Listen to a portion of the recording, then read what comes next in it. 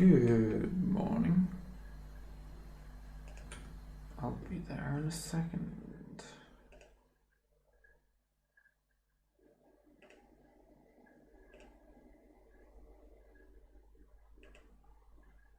Okay. And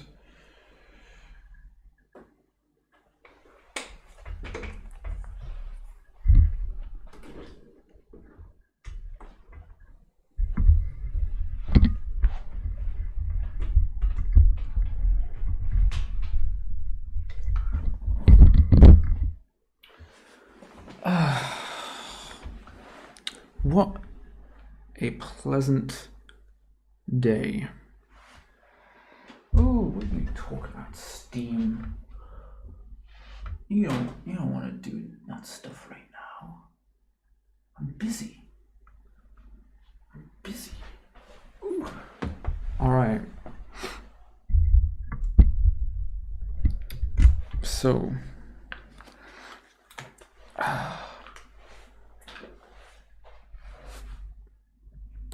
good morning.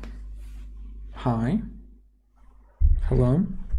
Let me move this little guy a bit closer. Hey, look, it's like a different angle. Isn't that weird? I don't know if I seem to be about the right level of sound. It's AM somewhere, Fruit Lemon. Hi, Nada. Okay. So, after last night's debauchery,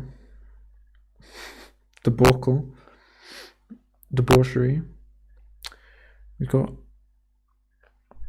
the same book, the Book of Tea. We're going to get through this time, sitting down.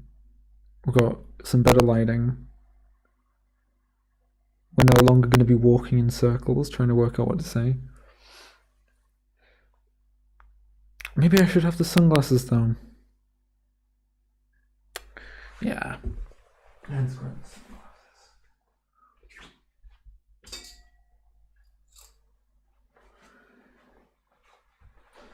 Ooh. There we go. I can be like, what's that? Pianist, jazz pianist. Oh well, doesn't matter.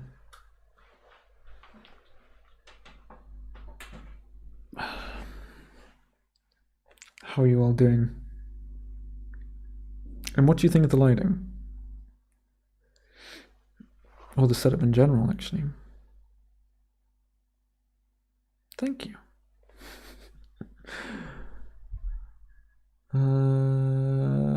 Okay. 1, 2, 1, 2. 1. Okay. It sounds like I'm doing alright. It was crunchy 2 times. I listened to it back and I was like, nah. There was a time even when it like skipped a word. I don't think that was me skipping it. I think it like genuinely skipped a word. So I'm glad that I stopped. This, I think, is a much better on brand way of doing it than what I did before. We'll just chalk up yesterday as a little hitch, a little bit of It was crunchy 2 times. What? Right now it's crunchy.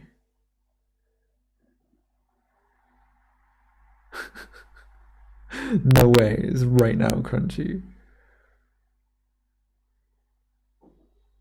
It's crackly now. Oh, I wonder whether I've just got it too loud. Here we go. Let me turn it down a little bit. 1, 2, 1, 2, 1, 2. Okay, I'm just going to talk back a little bit. I'm just going to talk for a little bit. I'll just hang out. Let me know whether it crackles again. Ooh. Ba, ba, ba, ba, ba. I mean, I've still got a little bit of leeway. Got a little bit of leeway with my sound. Surely it's fine.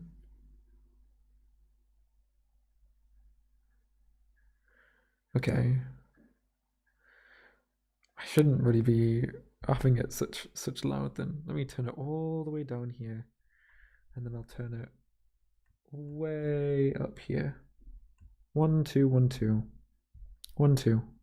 1, 2. That should be better overall, I think. How's that doing?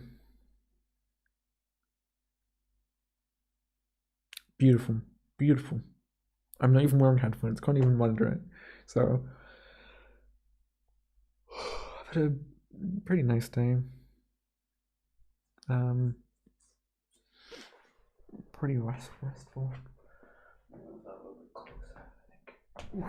Make myself a little bit more red. Okay.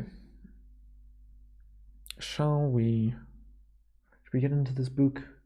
Then should we learn about some tea of the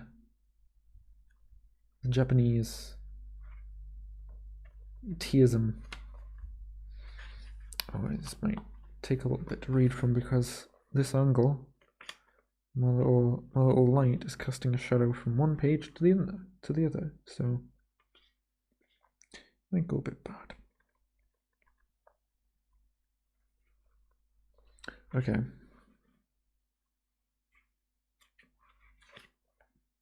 The Book of Tea by Kakuzō Okakura. Okay. The afternoon glow is brightening the bamboos.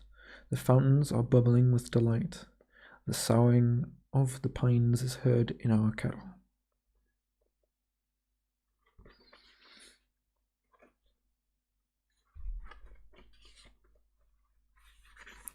Chapter 1, The Cup of Humanity.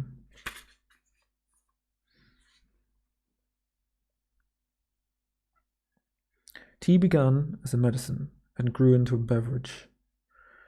In China, in the 8th century, it entered the realm of poetry as one of the polite amusements. The 15th century saw Japan ennoble it into a religion of aestheticism, teaism. Teaism is a cult founded on the adoration of the beautiful among the sordid facts of everyday existence. It inoculates purity. It inculcates purity and harmony, the mystery of mutual charity, the romanticism of the social order. It is essentially a workshop. Okay, I'm gonna start again. I messed up like 5 times in that first go. Got a drink, then come on.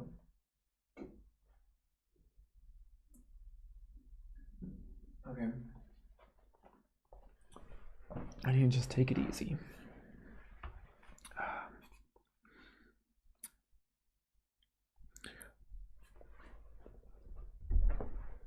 I'm like literally the most uncomfortable person right now. Okay. Tea began as a medicine and grew into... I don't know why I'm having so much problem with this book, you know? Okay. 1, 2. Okay. Tea began as a medicine and grew into a beverage.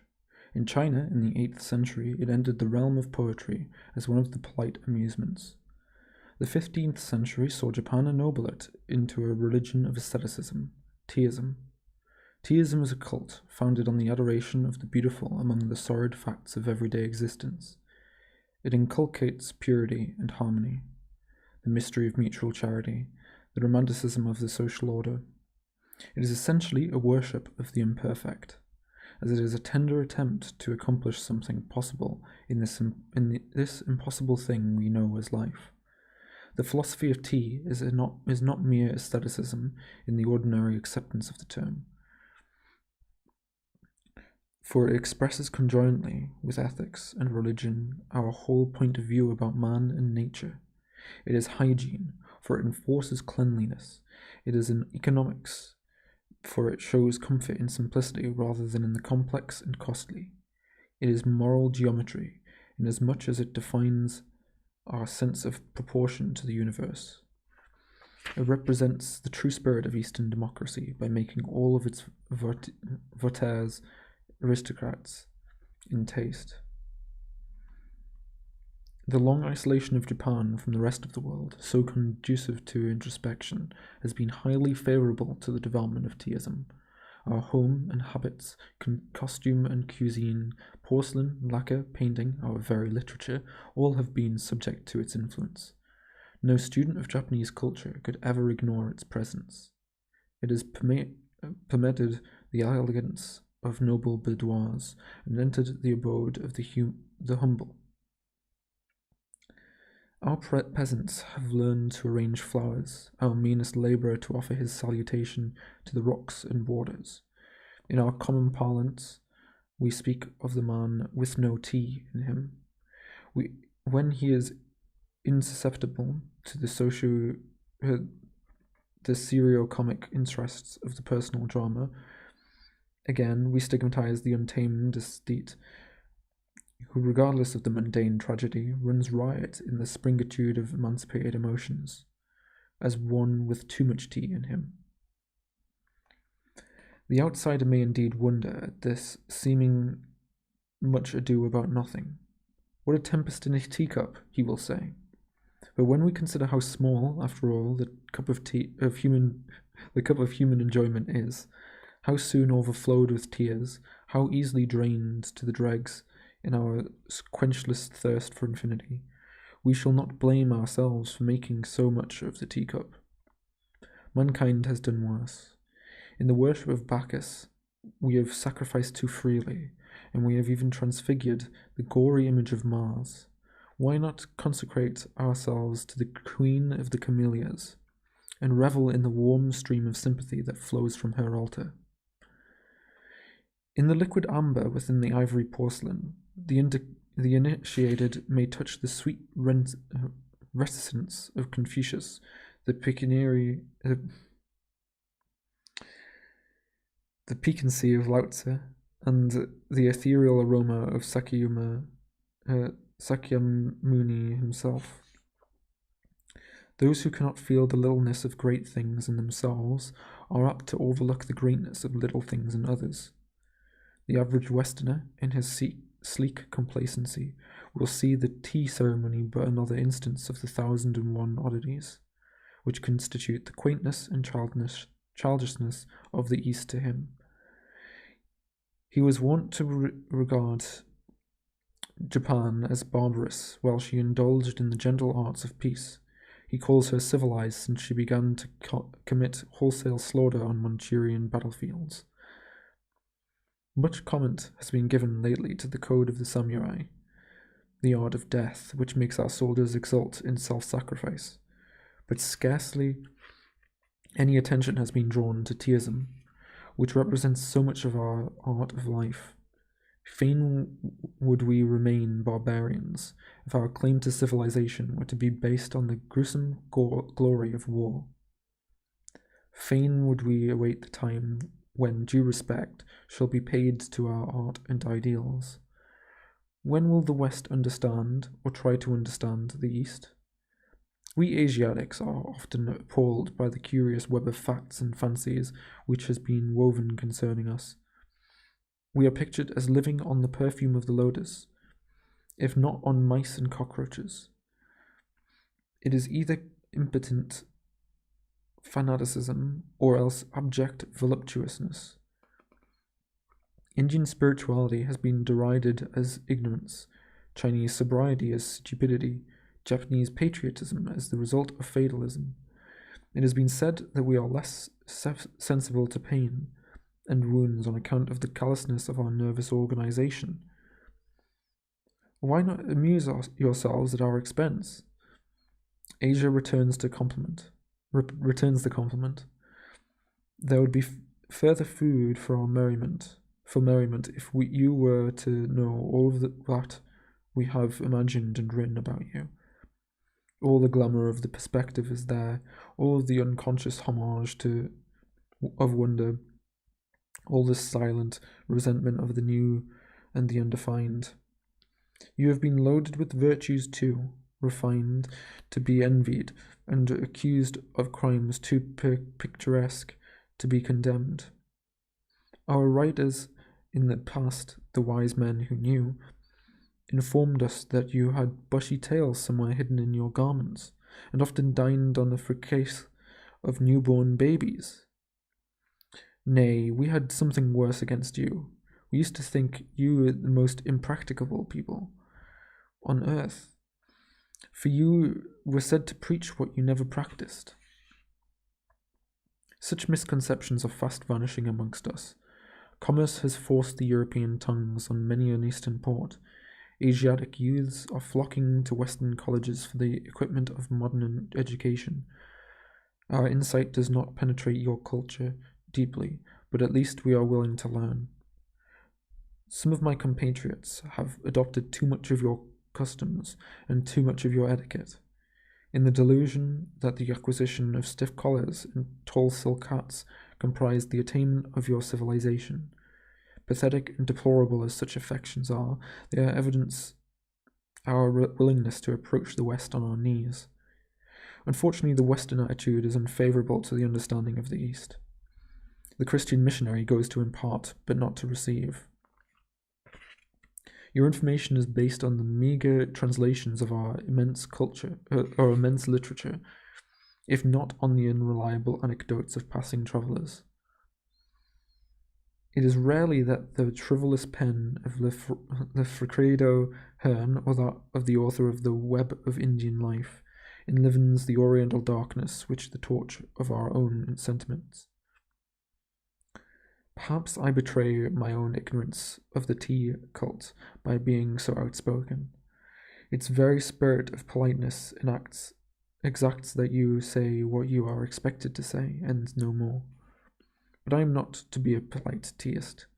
So much harm has been done already by the mutual misunderstanding of the new world and the old, that one need not apologize for contributing his tithe to the furtherance of a better understanding. The beginning of the 20th century would have been spared the spectacle of sanguinary warfare if Russia had condescended to know Japan better.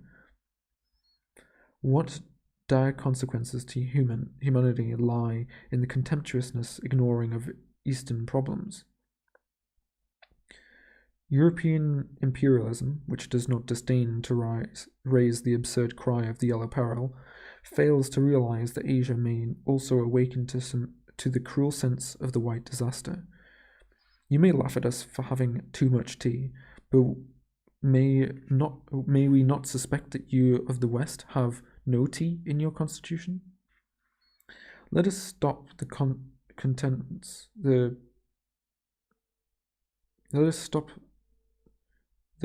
continents from hurling epigraphs at each other, and be sadder, if not wiser, by the mutual gain of half a hemisphere.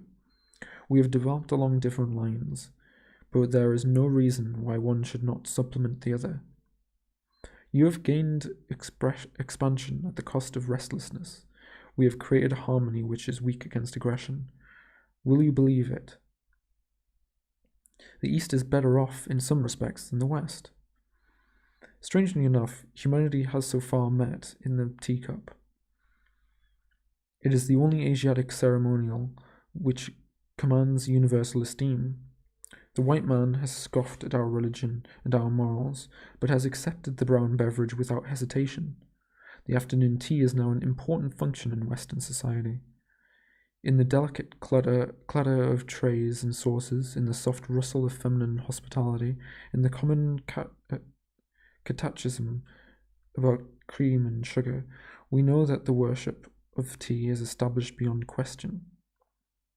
The philosophic resignation of the guest to the fate awaiting him in the dubious decoration porcelains that in this single instance the oriental spirit reigns supreme. The earliest record of tea in European writing is said to have been found in the statement of an Arabian traveller that after the year 879, the main sources of revenue in Canton were the duties on salt and tea. Marco Polo records the deposition of a Chinese minister of finance in 1285 for his arbitrary augmentation of the tea taxes.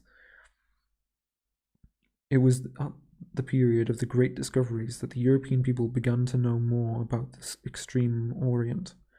At the end of the 16th century, the Hollanders brought the news that a pleasant drink was made in the East from the leaves of a bush. The travellers Giovanni Battista Ramuzio, 1559, L. Almeida, 1576, Molfeno, 1588, Terraria, 1610, also mentioned tea. In the last named year, ships of the Dutch East India Company brought the first tea into Europe. It was known in France in 1636 and reached Russia in 1638. England welcomed it in 1650 and spoke of it as that excellent, and by all physicians approved, China drink, called by the Chineans cha, and by other nations te, alias tea. Like all the good things of the world, the propaganda of tea met with opposition. Heretics like Henry Saville, 1678, denounced drinking it as a filthy custom. Jonas Hanway, Essay on Tea, 1756, said that men seemed to lose their stature and comeliness, women their beauty through the use of tea. Its cost, at the start, about 15 or 16 shillings a pound, forbade popular consumption, and made it regalia for the high treatments and entertainments, presents being made thereof to princes and grandees. Yet, in spite of such drawbacks, tea drinking spread with marvellous rapidity. The coffee houses of London in the early half of the 18th century became, in fact, tea houses, the resort of wits like Addison and Steele, who beguiled themselves over their dish of tea. The beverage soon became a necessity of life, a taxable matter. We are reminded in this connection what an important part it plays in modern history. Colonial America resigned herself to oppression until human endurance gave way before the heavy duties laid on tea. American independence dates from the throwing of tea chests into the Boston Harbor. There is a subtle charm in the taste of tea which makes it irresistible and capable of idealization. Western humorists were not slow to mingle the fragrance of their thought with its aroma. It is not the arrogance of wine, not the self-consciousness of coffee, nor the simpering innocence of cocoa. Already in 1711, says the Spectator, I would therefore, in a particular manner, recommend these my speculations to all well-regarded families that set apart an hour every morning for tea, bread, and butter, and would earnestly advise them for their good to order this paper to be punctually served up and to be looked upon as part of the tea equipage. Samuel Johnson draws his own portrait as hardened and shameless tea drinker, who for 20 years diluted his meals with only the infusion of the fascinating plant, who with tea amused the evening, with tea solaced the midnight, and with tea welcomed the morning. Charles Lamb, a professed devotee, sounded the true note of teaism when he wrote that the greatest pleasure he knew was to do a good action by stealth, and to have found it by accident. For teaism is the art of concealing beauty, and you may discover it, of suggesting what you dare not reveal. It is the noble secret of laughing at yourself, calmly yet thoroughly, and is thus humour itself, the smile of philosophy. All genuine humorists may in this sense be called tea philosophers. Thackeray, for instance, and of course Shakespeare. The poets of the decadence, when was not the world in decadence, in their protests against materialism, have, to a certain extent, also opened the way to teaism. Perhaps nowadays it is in our demure contemplation of the imperfect that the West and the East can meet in mutual consolation. The Taoists relate that at the great beginning of the no beginning, spirit and matter met in mortal combat. At last, the Yellow Emperor, the Son of Heaven, triumphed over Shunyon, the demon of darkness and earth. The Titan, in his death agony, struck his head against the solar vault and shivered the blue dome of jade into fragments. The stars lost their nests. The moon wandered aimlessly among the wild chasms of the night. In despair, the Yellow Emperor sought far and wide for the repairer of the heavens. Had he not to search in vain? Out of the eastern sea rose a queen, the divine Nuka, horn-crowned and dragon-tailed, resplendent in her armor of fire. She welded the five-color rainbow in her magic cauldron and rebuilt the Chinese sky, but it is also told that Nuka forgot to fill 2 tiny crevices in the blue firmament. Thus began the dualism of love, two souls rolling through space and never at rest until they join together to complete the universe. Everyone has to build anew his sky of hope and peace.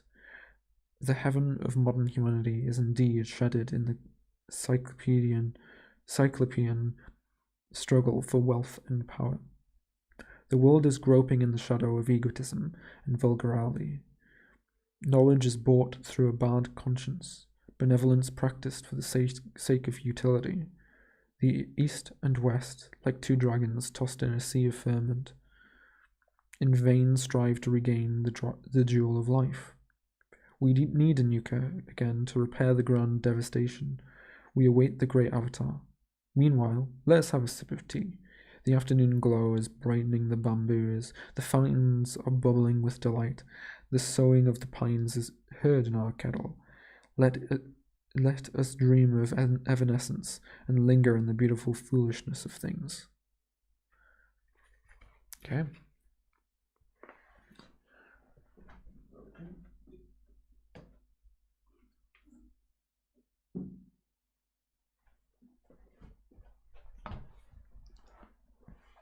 Chapter 2. The Schools of Teas.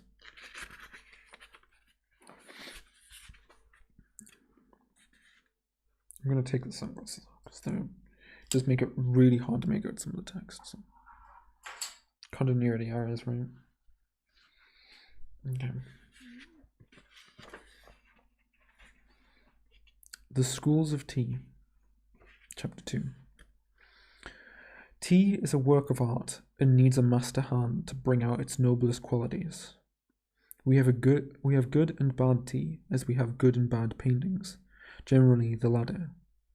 There is no single recipe for making the perfect tea, as there are no rules for producing a Titan or a session. Each preparation of the leaves has its individuality, its special affinity with water and heat, its hereditary memories to recall, and its own method of telling a story. The truly beautiful must always be in it. How much do we not suffer through the constant failure of society to recognize this simple and fundamental law of art and life? Like Chihalai, a sung poet, has sadly remarked that there were 3 most deplorable things in the world: the spoiling of fine youths through false education, the degradation of fine paintings through vulgar admiration, and the utter waste of fine tea through incompetent manipulation. Like art, tea has its periods and its schools. Its evolution may be roughly divided into 3 main stages: the boiled tea, the whipped tea, and the steeped tea. We moderns belong to the last school. These several methods of appreciating the beverage are indicative of the spirit of the age in which they prevailed. For life is an expression, our unconscious actions the constant betrayal of our innermost thought. Confucius said that man hideth not. Perhaps we reveal ourselves too much in small things because we have so little of the great to conceal. The tiny incidents of daily routine are as much a commentary of racial ideals as the highest flight of philosophy or poetry. Even as the difference in favorite vintage marks the separate idiosyncrasies of different periods and nationalities of Europe, so the tea ideals characterize the various moods of Oriental culture. The cake tea, which was boiled, the powdered tea, which was whipped, and the leaf tea, which was steeped, mark the distinct emotional impulses of the Tang, the Sung, and the Ming dynasties of China. If we were inclined to borrow the much abused terminology of art classification, we might designate them respectively: the classic, the romantic, and the naturalistic schools of tea. The tea plant, a native of southern China, was known from very early times to Chinese botany and medicine. It is alluded to in the classics under the various names of Tou, Jie, Sheng, Ka, and Ming, and was highly prized for possessing the virtues of reliving fatigue, delighting the soul, strengthening the will, and repairing the eyesight. It was not only administered as an internal dose, but often applied externally in the form of paste to alleviate rheumatic pains. The Taoists claimed it as an important ingredient in the elixir of mortality. The Buddhists used it extensively to prevent drowsiness during their long hours of meditation. By the 4th and 5th centuries, tea became a favorite beverage among the inhabitants of the Yangtze-Kiang Valley. It was about this time that the modern ideograph cha was coined. Evidently, a corruption of the classic Tou. The poets of the southern dynasties have left some fragments of their fervent adoration of the froth of the liquid jade. The emperors used to bestow some rare preparation of the leaves on their high ministers as a reward for eminent services. Yet, the method of drinking tea at this stage was primitive in the extreme.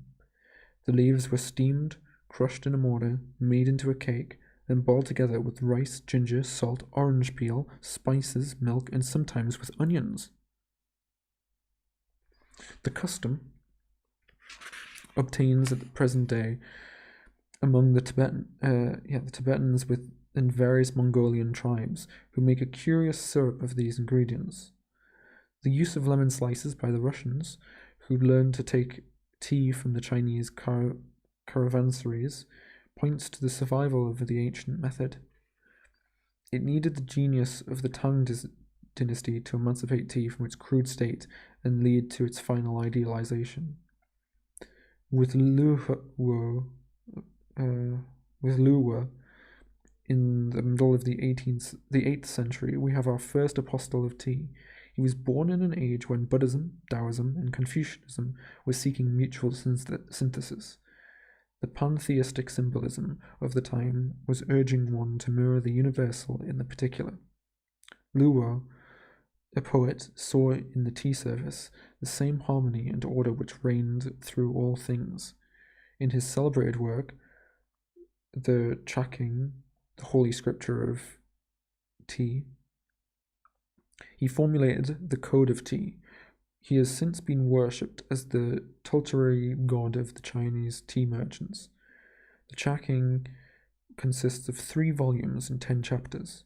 The first chapter, Luo, treats of the nature of the tea plant in the sound of the implements for gathering the leaves. In the third of the selection of the leaves. According to him, the best quality of leaves must have creases like the leather boot of Tartar horsemen, curl like the dewlap of a mighty bullock, unfold like a mist rising out of a ravine, gleam like a lake touched by a zephyr, and be wet and soft like fine earth newly swept by rain. The 4th chapter is devoted to the enumeration and description of the 24 members of the tea equipage, beginning with the tripod brazier and ending with the bamboo cabinet for containing all these utensils. Here we notice Luo's predilection for Taoist symbolism. Also, predilection for Taoist symbolism. Also, it is interesting to observe in this connection the influence of tea on Chinese ceramics. The celestial porcelain, as it is well known, had its origin in an attempt to reproduce the exquisite shade of jade resulting in the Tang dynasty in the blue glaze of the south and the white glaze of the north. Luo considered the blue as the ideal color for the teacup, as it lent additional greenness to the beverage, whereas the white made it look pinkish and distasteful. It was because he used cake tea. Later on, the tea masters of Song took to the powdered tea. They preferred heavy balls of blue, black, and dark brown. The Mings, with their steeped tea, rejoiced in a light wave of white porcelain. In the 5th chapter, Luo describes the method of making tea. He eliminates all ingredients except salt. He dwells also on the much-discussed question of the choice of water and the degree of boiling it. According to him, the mountain spring is the best. The river water and spring water come next in the order of excellence. There are 3 stages of boiling. The first boil, when the little bubbles like the eye of fishes swim on the surface. The second boil is when the bubbles are like crystal beads rolling in a fountain. The third boil is when the billows surge wildly in the kettle. The cake tea is roasted before the fire until it becomes soft like a baby's arm and is shredded into powder between pieces of fine paper. Salt is put in the first bowl, the tea in the second. At the third bowl, a dipperful of cold water is poured into the kettle to settle the tea and revive the youth of the water. Then the beverage was poured into cups and drunk. Oh, nectar! The slimy leaflet hung like scaly clouds in a serene sky, or floated like water lilies on the emerald streams. It was of such a beverage that Lao Tong, a Tang poet, wrote, "The first cup moistens my lips and throat.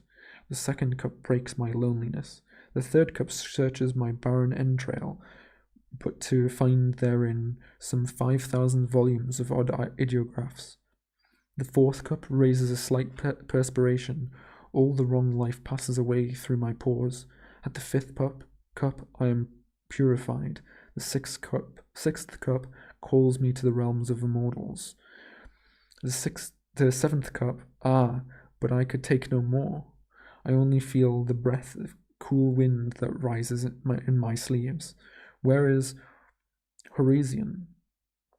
Let me ride on the sweet breeze and waft away thither." The remaining chapters of the Chaking treat of the vulgarity of the ordinary methods of tea drinking. A historical summary of illustrious tea drinkers, the famous tea plantations of China, the possible variations of the tea service, and illustrations of the tea utensils. The last is unfortunately lost. The appearance of the Chaking must have created considerable sensation at the time. Luo was befriended by Emperor Taisong, 763 to 779, and his fame attracted many followers. Some exquisites were said to have been able to detect tea made by Luo from that of his disciples. One Mandarin has his name immortalized by his failure to appreciate the tea of this great master. In the Song dynasty, the whipped tea came into fashion and created the second school of tea. The leaves were ground into a fine powder in a small stone mill. Then the preparation was whipped into hot water by a delicate wisp made of split bamboo. The new process led to some change in the tea equipage of Luo, as well as the choice of leaves. Salt was discarded forever. The enthusiasm of the Song people for tea knew no bounds.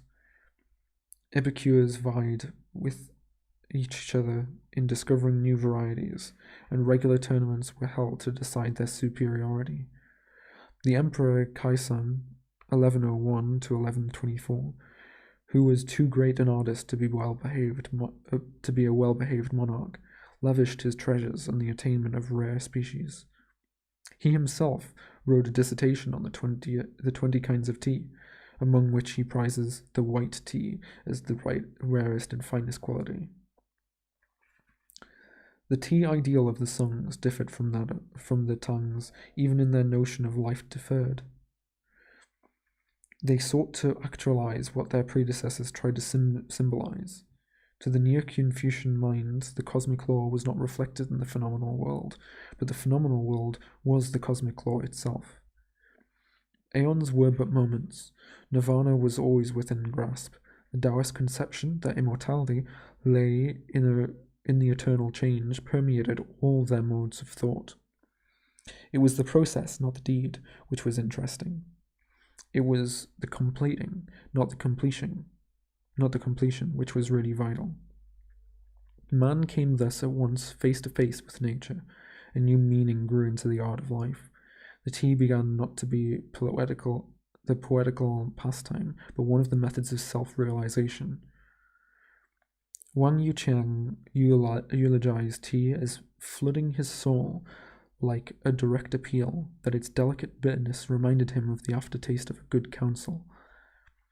Sutumpa wrote of the strength of the immaculate purity in tea, which defied corruption as a truly virtuous man.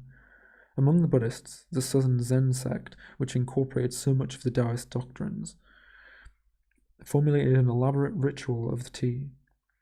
The monks gathered before the image of Bodhidharma and drank tea out of a single bowl with the profound formality of a holy sacrament.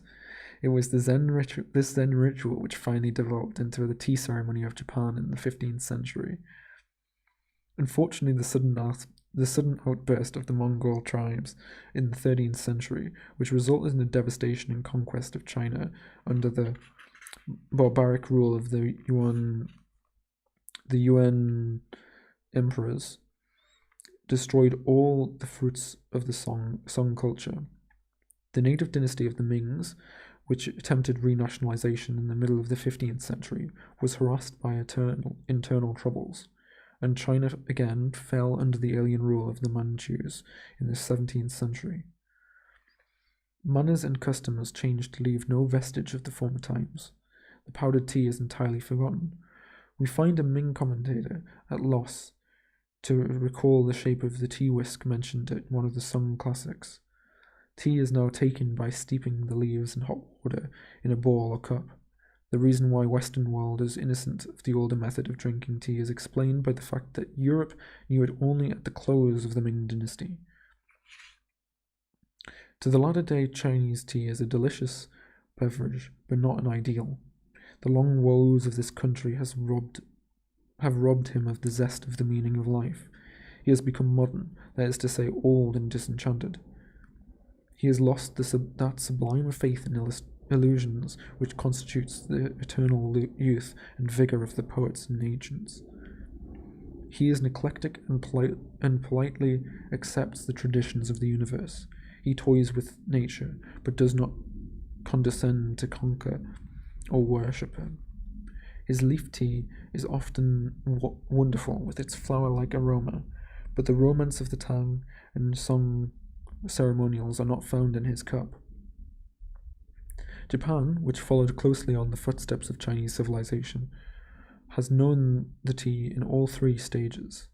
As early as the year 729, we read of the Emperor Shomu giving tea to 100 monks at his palace in Nara.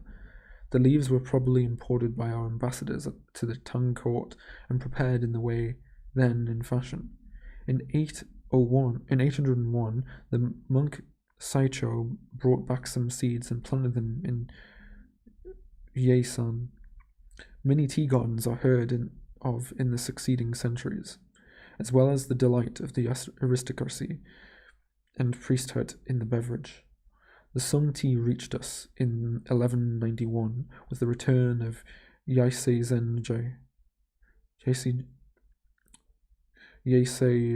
Zenji, who went there to study in the Southern Zen school. The new seeds which he carried home were successfully planted in 3 places, one of which was the Uji district near Kyoto. bears still the name of producing the best tea in the world.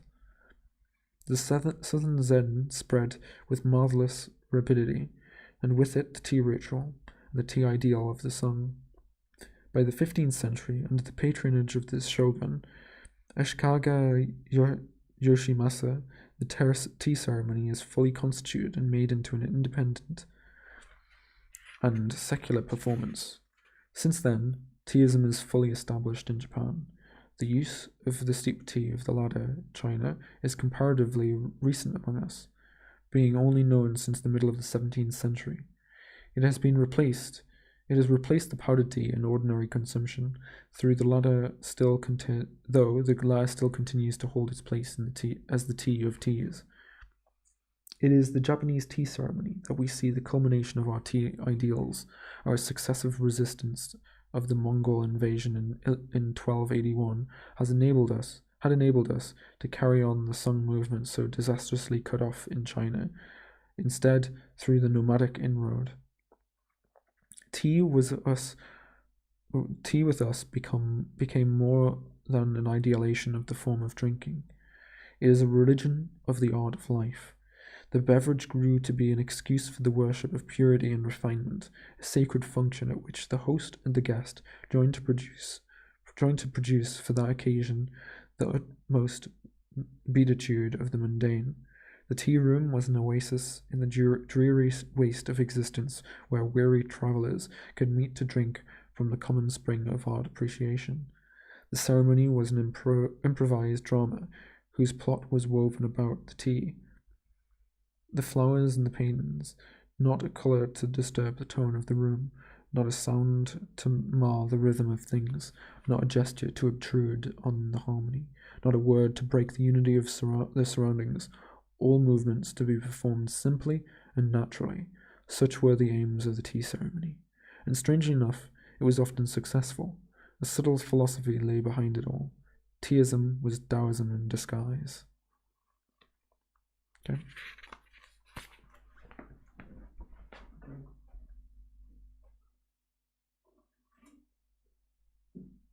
How are you finding it? Ooh.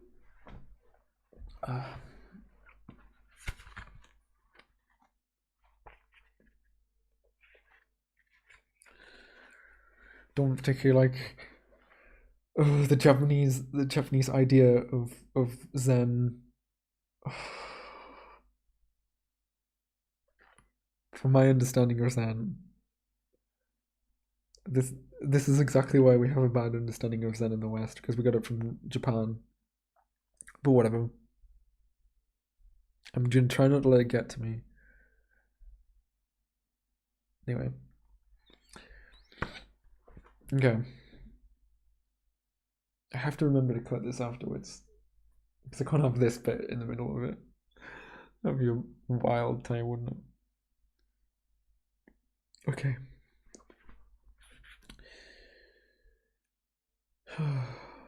Okay. Chapter 3. Taoism and Zenism. The connection of Zenism with tea is proverbial. We have already remarked that the tea ceremony was a development of the Zen ritual. The name of Lao Tzu, the founder of Taoism. Oh no, that should be... What? Hold on. Okay, I'm gonna have to restart that chapter. I'm pretty sure they spelled Lao Tzu the other way earlier on. It's so weird. This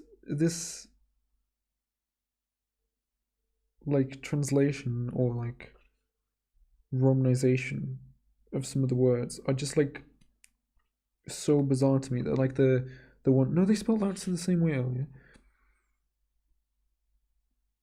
Weird.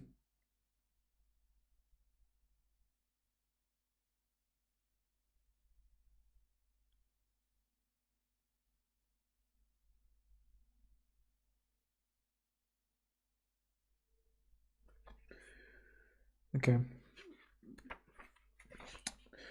Bah! Okay, sorry. Just making a spike so I can cut it afterwards. Sorry if I frightened you awake. Okay.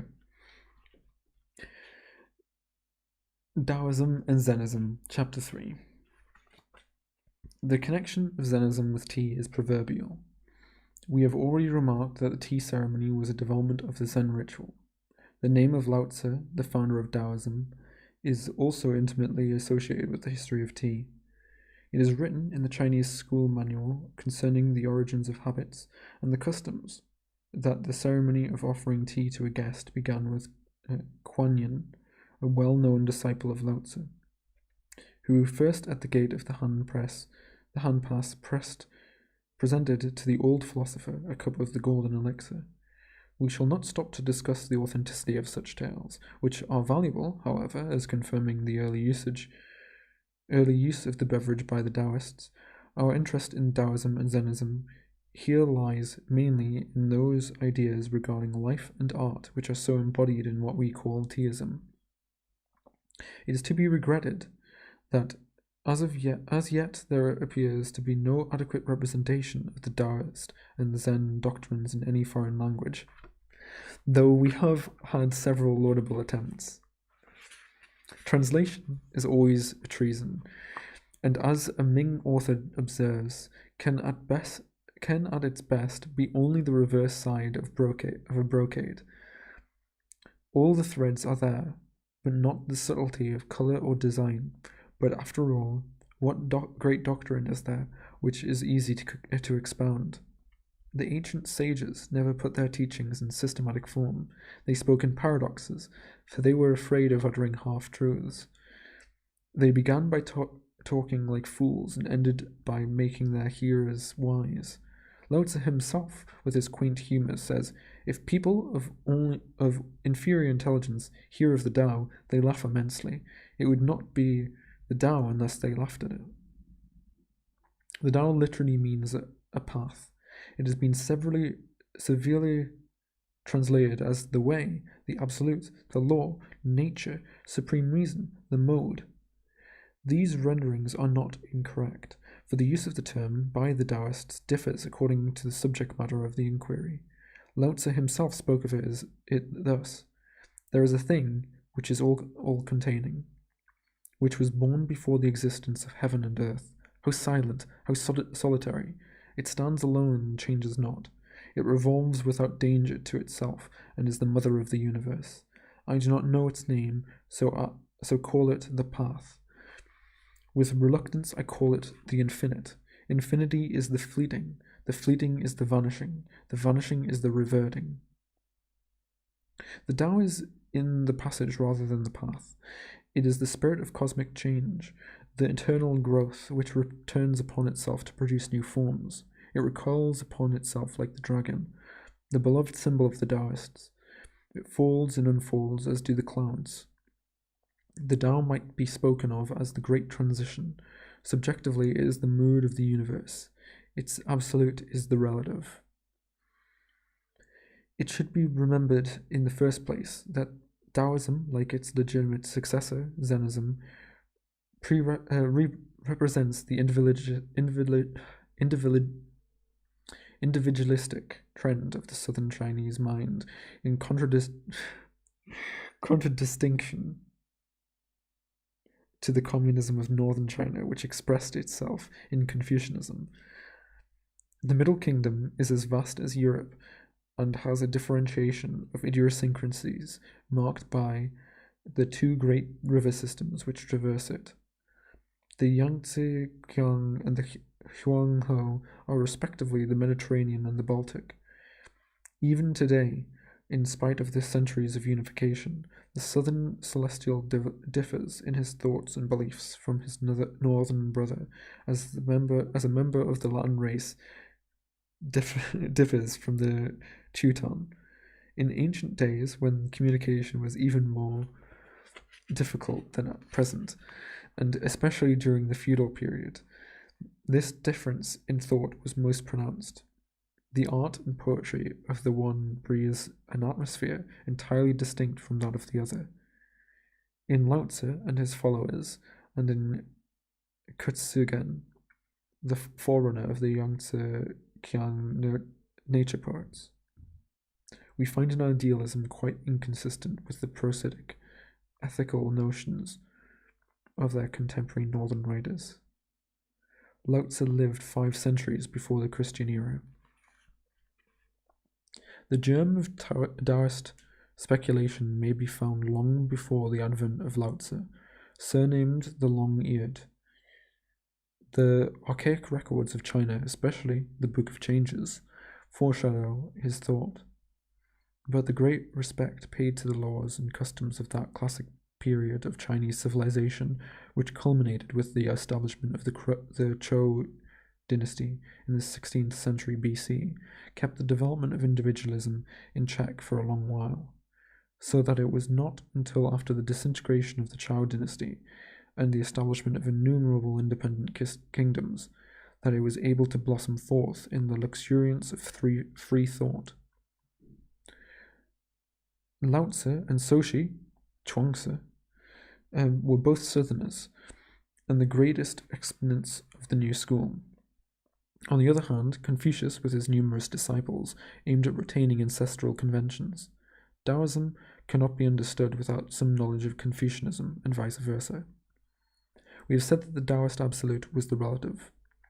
In ethics, the Taoist railed at the laws and the moral codes of society, for to them right and wrong were but relative terms. Definition is always limitation, and the fixed and unchangeless are but terms expressive of a stoppage of growth.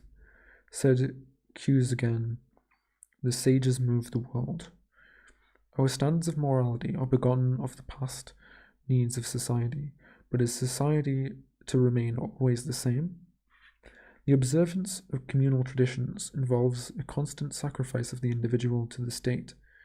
Education, in order to keep up the mighty delusion, encourages a species of ignorance. People are not taught to be really virtuous, but to behave properly. We are wicked because we are frightfully self-conscious. We never forgive others because we know that we ourselves are in the wrong. We nurse a conscience because we are afraid to tell the truth to others.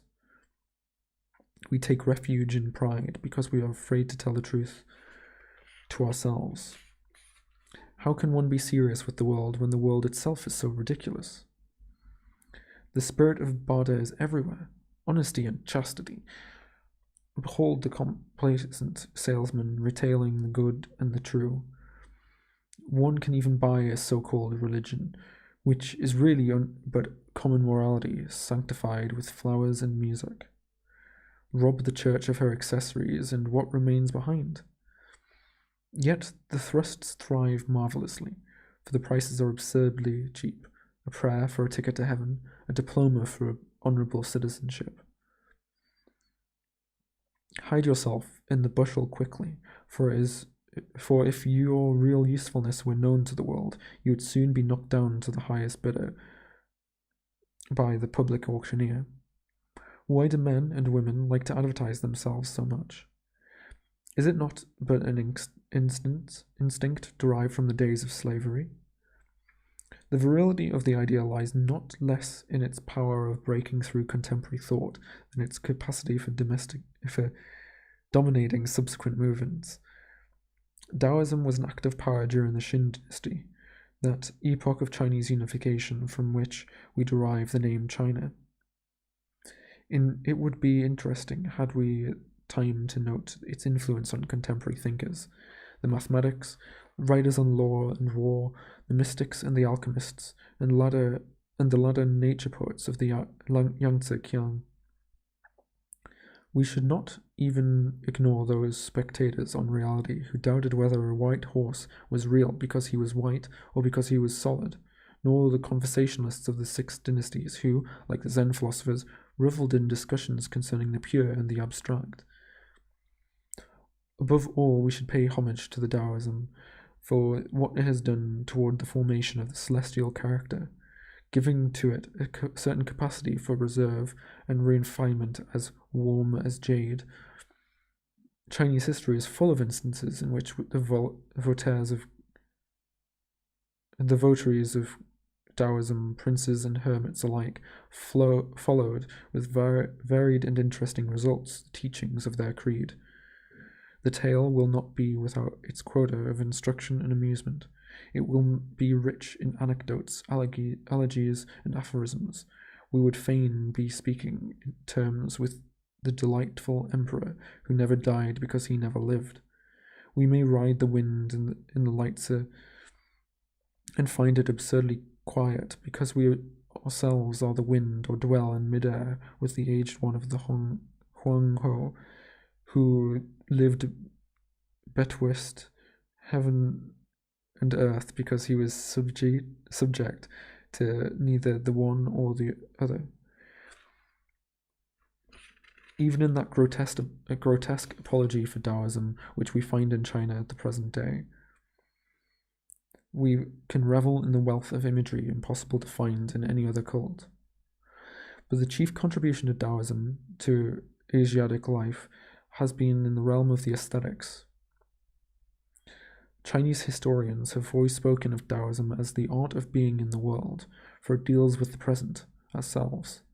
It is in us that God meets with nature, and yesterday parts from tomorrow. The present is the moving infinity, the legitimate sphere of the relative. Relatively seeks adjustment. Adjustment is art.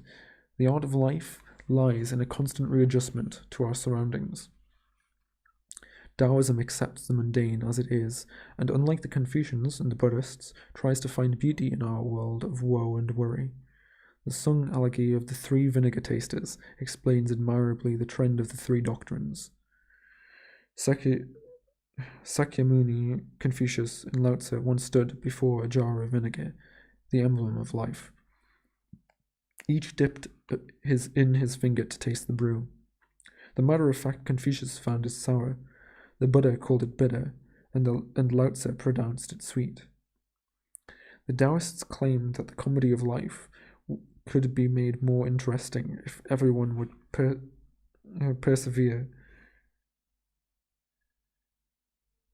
preserve the unities, to keep the proportion of things and give place to others without losing one's own position, was the secret of success in the mundane drama.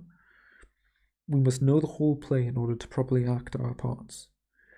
The conception of totality must never be lost in that of the individual. This Lao Tzu illustrates by his favorite metaphor of the vacuum.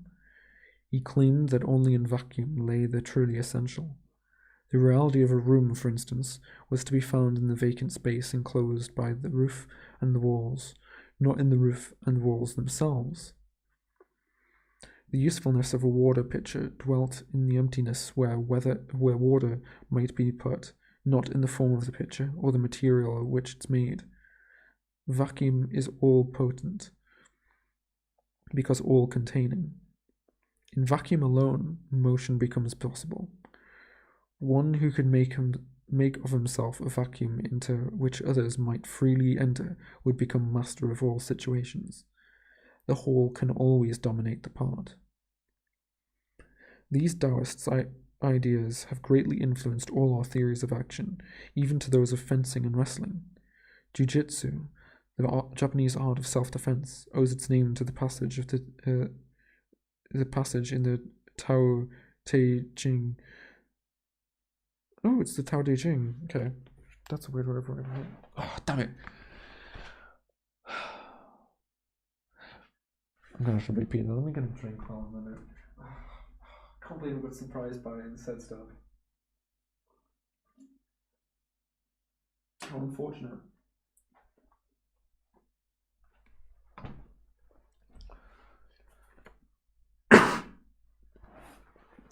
Okay.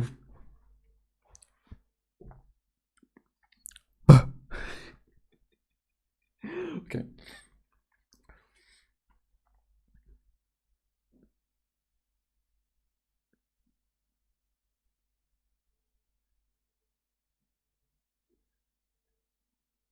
These Taoist ideas have greatly influenced all of our theories of action, even to those of fencing and wrestling. Jiu-jitsu, the Japanese art of self-defense, owes its name to a passage in the Tao Te Ching.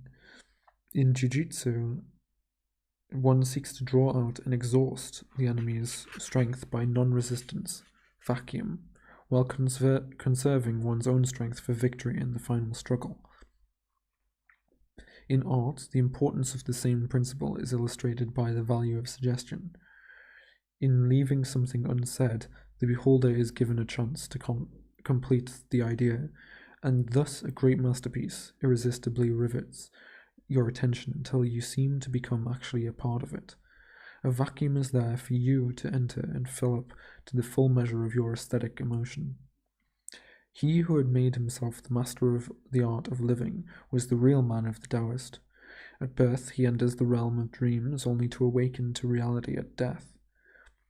He tempers his own brightness in order to merge himself into the obscurity of others. He is reluctant as one who crosses a stream in winter, hesitating as one who fears the neighborhood, respectful like a guest, trembling like ice that is about to melt, unassuming like a piece of wood not yet carved, vacant like a valley, formless like the troubled waters. To him, the three jewels of life were pity, economy, and modesty. If now we turn our attention to Zennism, we shall find that it emphasizes the teaching of Taoism. Zen is a derived name from the Sanskrit word dhyana, which signifies meditation. It claims that through consecrated medication.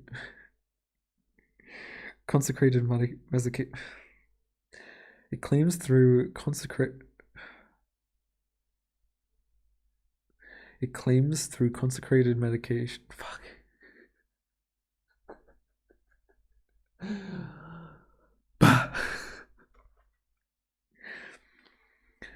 It claims through consecrated meditation may be attained supreme self-realization.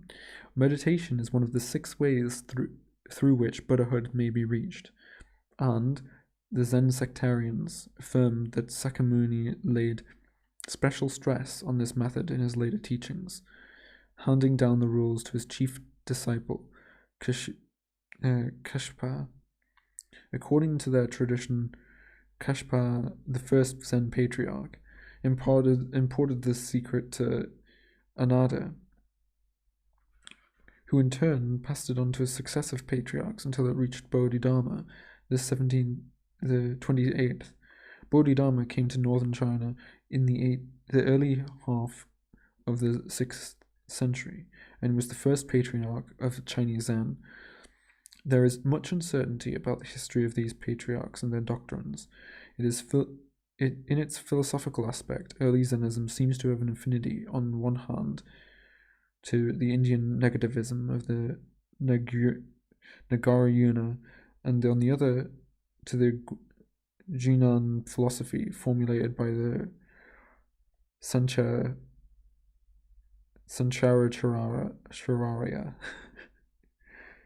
Charya.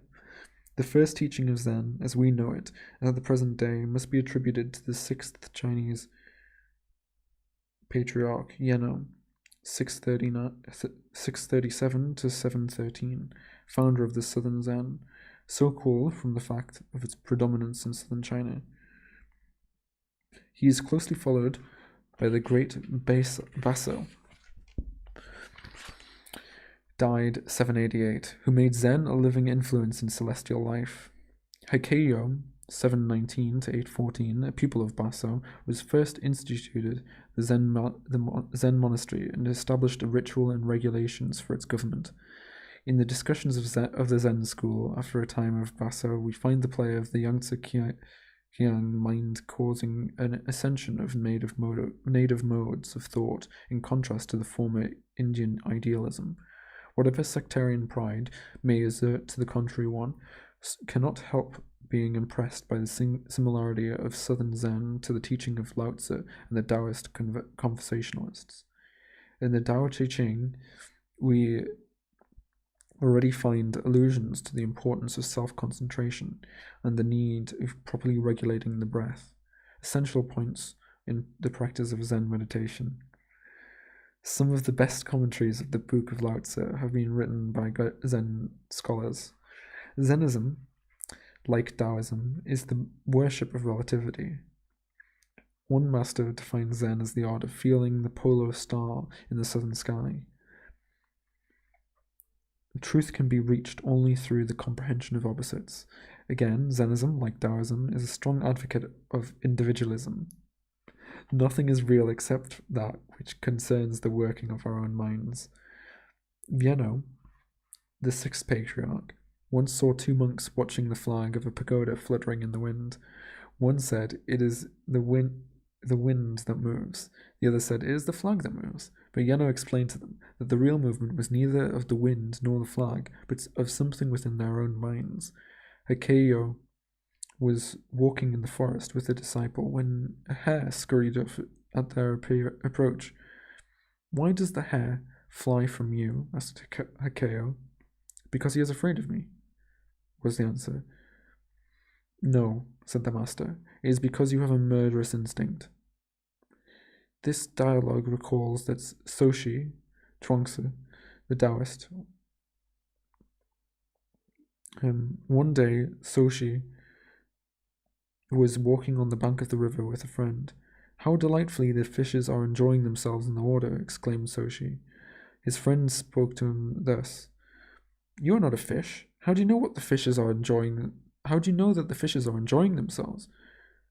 "You are not myself," returned Soshi. "How do you know that I do not know what the fishes are enjoying themselves?" Zen was often opposed to the precepts of orthodox Buddhism, even as Taoism was opposed to Confucianism. To the transcendental insight of the Zen words were but an encumbrance to thought, the whole sway of Buddhist scriptures only commentaries on personal speculation.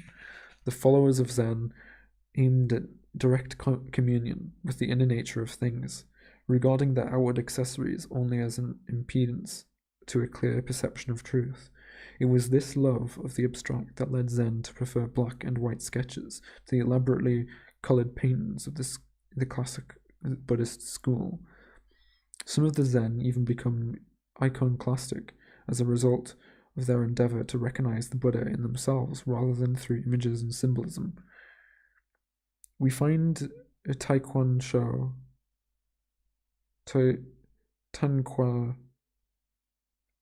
Osho breaking up the wood statue of Buddha on a wintry day to make a fire. "What sacrilege," said the horror-stricken bystander. "I wish to get Shali out of ashes," calmly rejoiced the Zen. "But you certainly will not get the Shali from this image," was the angry retort, to which Tanka replied, "If I do not, this is certainly not a Buddha, and I am committing no sacrilege." Then he turned to warm himself over the kindling fire. A special contribution of Zen to Eastern thought was its recognition of the mundane as of equal importance with the spiritual. It held that in the great relation of things there was no distinction of small and great, an atom possessing equal possibilities with the universe. The seeker for perfection must discover in his own life the reflection of the inner light. The organization of the Zen monastery was very significant of this point of view. To every member except the abbot was assigned some special work in the caretaking of the monastery, and curiously enough, to the novices were committed the lighter duties, while the most respected and advanced monks were given the more irksome and menial tasks, such services formed as part of the Zen discipline, and every least action must be done absolutely perfectly. Thus, many a weighty discussion ensued while weeding the garden, paring a turnip, or serving tea. The whole ideal of Teaism is a result of this Zen conception of greatness in the smallest incidents of life. Taoism furnished the basis for aesthetic ideals. Zennism made it practical. Awesome. Oh, welcome, Only Facts. We're reading a book. It's the book that the title of the video is named after.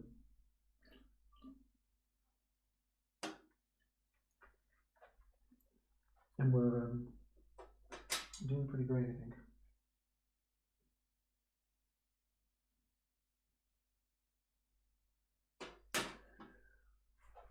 Ugh. Maybe I should take a little break. I think I'm about halfway through. 51 is the next page, and final page is 108. I love that it's 108. It's so funny. I wonder if that's intentional. It's the Buddhist number. Oh man, what a fun. I didn't know that it was going to go into Zen. I would have mentally prepared myself a bit better, because I know that the Japanese idea of Zen is a bit off, but I don't know. How's everybody doing now that we're on a little bit of a break?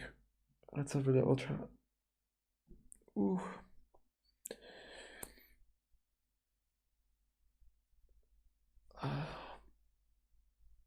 We're gonna read all of this book tonight, so we're about. What are we in? So yeah, I thought it was gonna take about 2 hours, and it's still on course to take about 2 hours. Maybe we'll probably hit like 2.5 hours, and then I'll just edit out the clips. So chat today won't be kept behind. I'm sorry.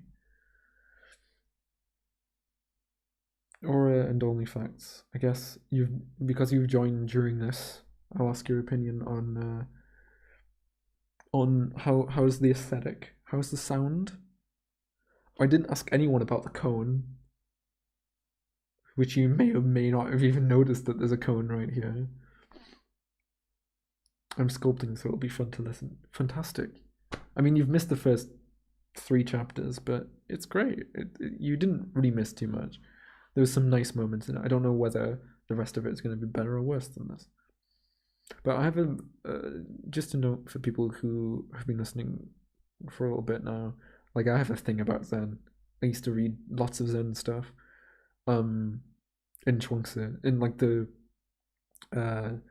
like some Taoist texts as well. I used to read quite a bit. And the Lao Tzu, the Tao Te Ching, I would read quite a bit. I had like at one point I had like 15 translations because I just couldn't get my head around it. So I just bought like as many different translations that I could and just read them all and try to like understand how everything connected to it.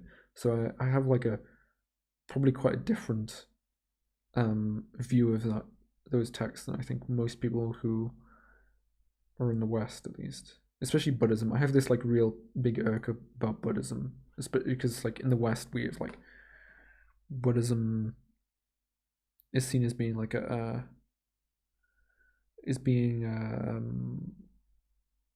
Japanese thing, and that the tea ritual is a Japanese thing. I'm glad that you like the aesthetic. But from my readings of it, the reason why I'm so upset, and one of the reasons why I'm so upset with Buddhism is because the Christian ministries of all people. I hate Christian ministries. Missionaries, sorry. Christian ministries. Fuck, I can't speak today. The Christian missionaries went to Japan and China, and white long-sleeved top underneath t-shirt a little too large. What, you mean this? It's not because it's a little too large. It's just, I don't know. I'm slouching so that I fit in frame, and I'm a little bit more relaxed like that. And this isn't too large either. This is actually a little bit too small. These white long sleeve t-shirts.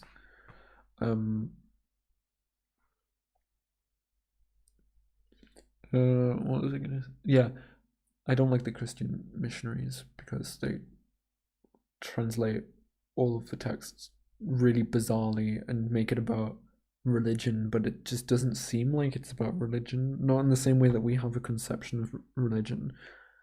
And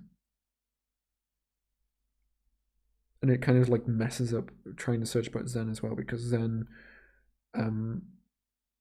when you think about Zen as a Westerner, I think the biggest impression that people get is this the bulkiness of the sleeves. I don't care. It's my aesthetic, isn't it?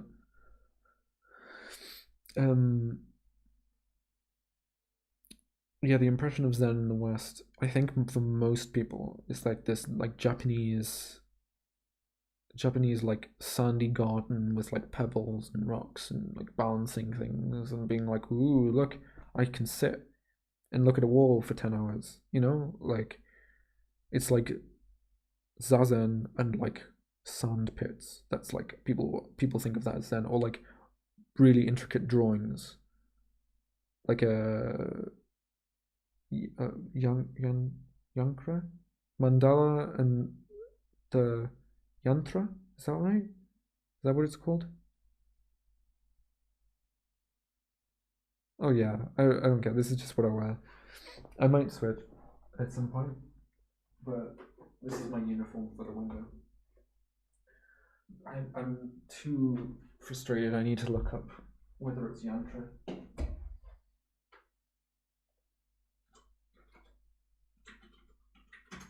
because I know that nobody here is gonna know. Yeah, yantra. It's like where the idea of what Zen is in the West is like very um very Japanese, and then you like throw in some like Indian tradition, Indian traditions, and you're like, yeah, that's it. That's what it is. Got mandalas. We got like um yeah, we got sand pits and raking sand. We got like still lakes. We got pebbles, and like that's not what Zen is. That's not what Zen is. Come on. Zen is like pointing at the moon and saying that you're not pointing at the moon. Like, it's like it's like this ineffable, but like totally effable thing. It's great. I'm Zen. It's like definitely like the most key player in like the way that I think. So it's quite nice to see that it still got like moved through into deism by the sounds of it. At least so far, I think that it like the essence of it moved in. Although I do really have to laugh at the conception of what individualism might mean to the author in this, because the individualism of the West is completely different from what Zen is. Zen is definitely not individualistic. It's like almost like the anti-individualist. It's not like communalist in any sense. Well, I mean, in an abstract way, it's both. It's like realizing you find self-realization through the realization that you're one, you are everything. Not like you're one with everything, but like what suggestions to change? Larger circle portrait framing. Move mic placement further away from camera to make smaller. It doesn't frame well in juxtaposition. Cone overexposed lighting. I'm not sure that it is actually overexposed.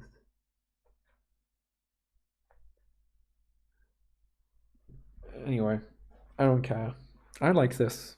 I think it's fine. Having this microphone right here makes it very radio broadcaster. It's like I'm a living logo right now. Like like the test card with the teddy bear and the child. I feel like I'm that, but just like very orange. I quite like it, and I like how small the circle is in comparison to the rest of the frame. It's like you're looking at me through a pinhole camera, or through like a peephole. And also, it means that I can like the effect of me like coming over to like reach is like made even greater. That I'm just gonna like throw myself through the hole. And although the audio will obviously cut out while I was doing that, but well, it'll get quieter at least. It does like I like that. um, I like it how it is. I might change it if I do this again, but this is just a one-time thing for now. It's not gonna stick around.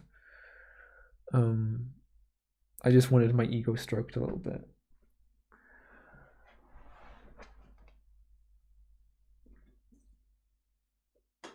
Okay.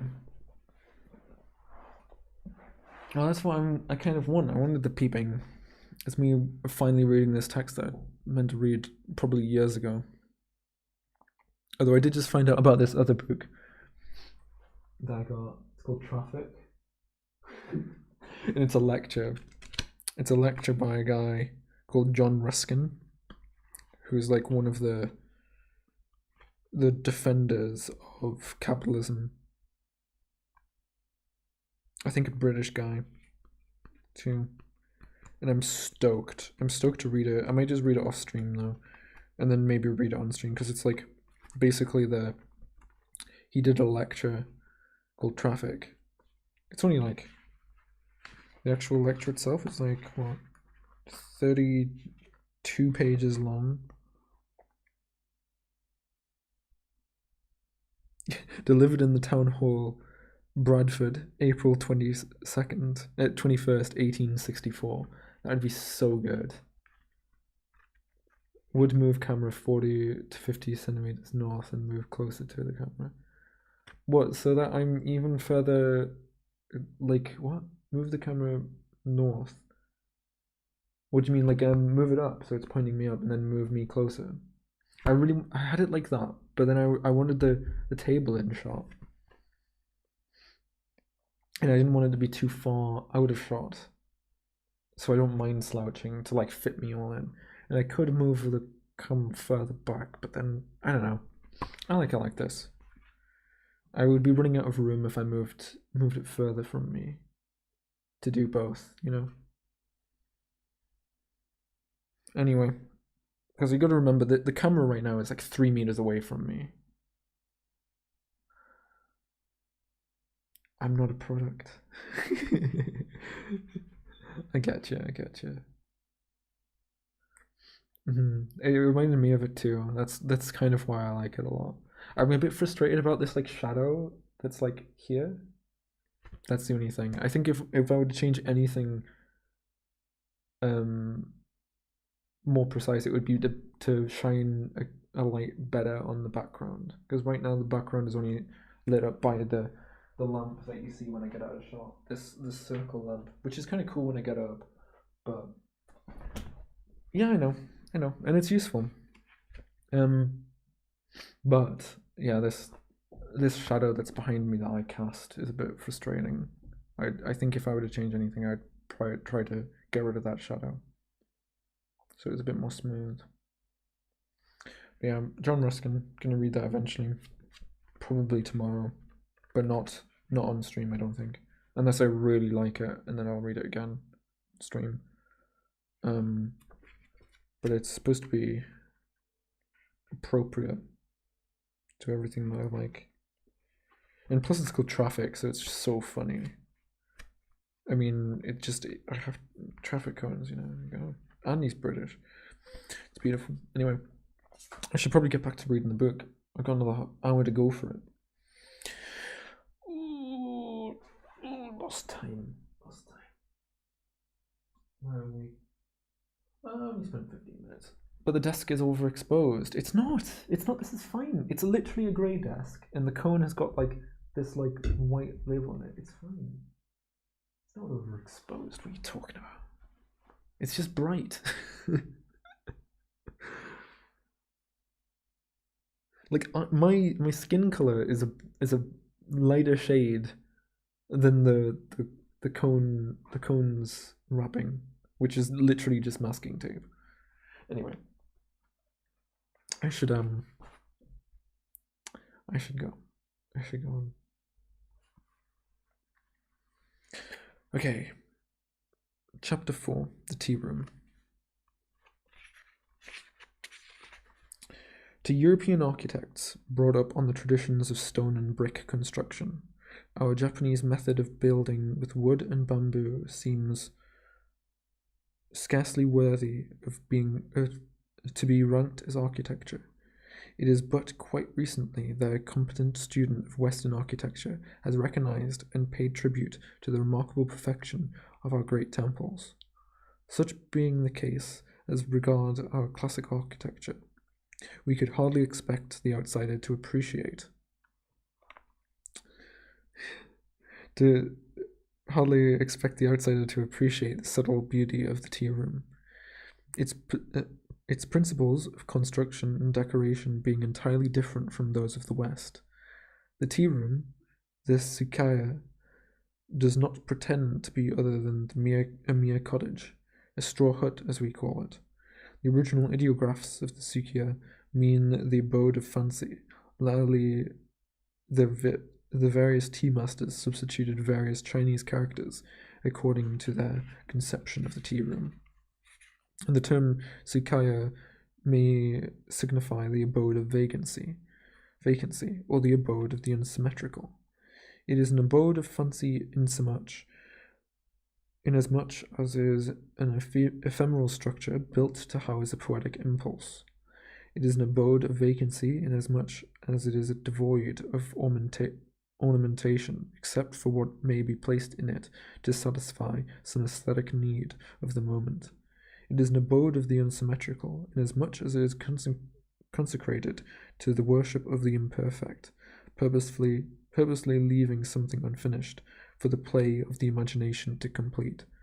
The ideals of teaism have since the 16th century influenced our architecture to such a degree that the ordinary Japanese interior of the present day, on account of the extreme simplicity and chasteness of its scheme of decoration, appears to foreigners almost barren.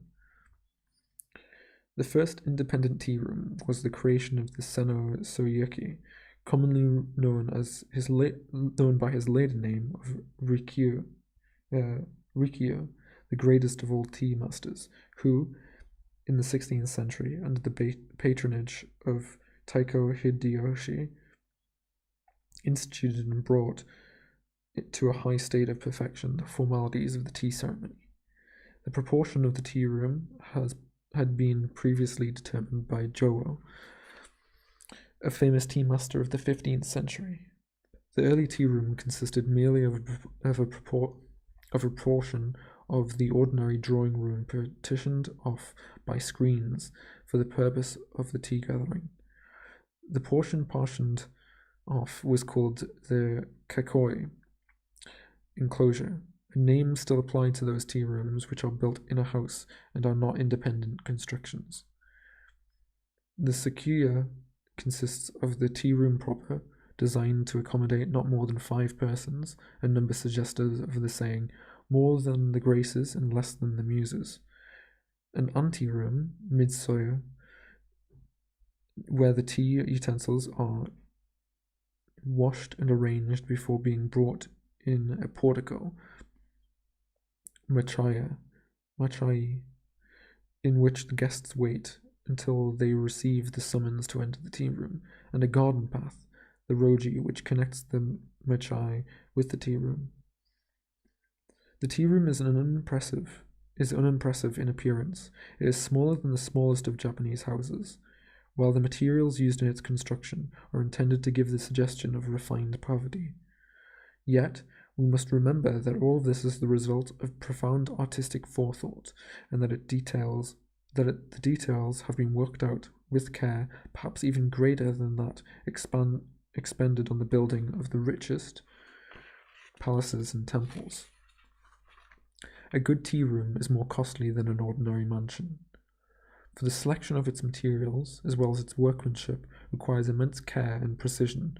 Indeed, the carpenters employed by the tea masters form a distinct and highly honoured class among artisans, their work being no less delicate than that of the makers of lacquer cabinets.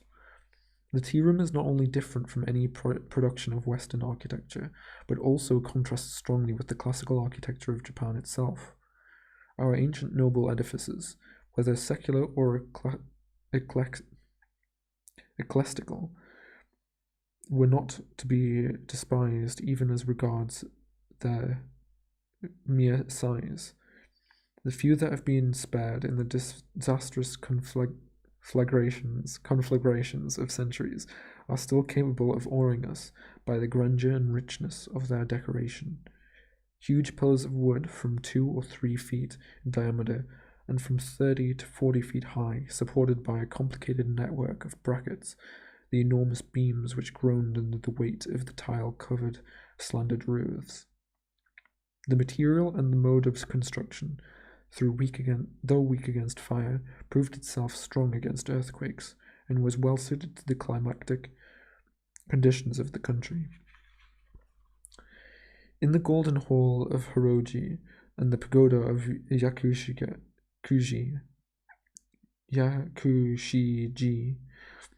we have noteworthy examples of the durability of our wooden architecture. These buildings have practically stood intact for nearly 12 centuries. The interior of the old temples and palaces was profusely decorated. In the Hoyudu temple at Yuji, dating from the 10th century, we can still see the elaborate canopy and gilded baldacchinos, many-coloured and inlaid with mirrors and mother of pearl, as well as the remains of the paintings and sculpture which formerly covered the walls. Later, at Nikko and in the Nijo Castle in Kyoto, we see structural beauty sacrificed to a wealth of ornamentation which, in colour and exquisite detail, equals the utmost gorgeousness of Arabian or Moorish effort. The simplicity and purism of the tea room resulted from an emulation of the Zen monastery. A Zen monastery differs from those of other Buddhist sects, inasmuch as it is meant only to be a dwelling place for the monks. Its chapel is not a place of worship or pilgrimage, but a cottage room where the students congregate for discussion and the practice of meditation. The room is bare except for a central alcove in which, behind the altar, is a statue of the Bodhidharma, the founder of the sect, or of Sakyamuni, attended by Kashyapa and Adana, the two earliest Zen patriarchs. On the altar, flowers and incense are offered up in memory of the great contributions which these sages made to Zen. We have already said that it was the ritual instituted by the Zen monks of successively drinking tea out of a bowl before the image of the Bodhidharma, which laid the foundations of the tea ceremony. We might add here that the altar of the Zen chapel was a prototype of the Tokinoma, the place of honor in a Japanese room where paintings and flowers are placed for the edification of the guests. All of our great tea masters were students of Zen and attempted to introduce the spirit of Zennism into the actualities of life. Thus, the room, like other equipments of the tea ceremony, reflects many of the Zen doctrines. The size of the orthodox tea room, which is 4 mats and a half, or 10 feet square, is determined by a passage of the Sutra of Vikramaditya. In that interesting work, Vikramaditya welcomes the Saint Manjushri and 84,000 disciples of Buddha into a room of this size, an allegory based on the theory of non-existence of space to the truly enlightened. Again, the Roji, the garden path which leads from the Machaya to the tea room, signified the first stage of meditation, the passage into self-illumination. The Roji was intended to break connection with the outside world and to produce a fresh sensation conducive to the full enjoyment of asceticism in the tea room itself.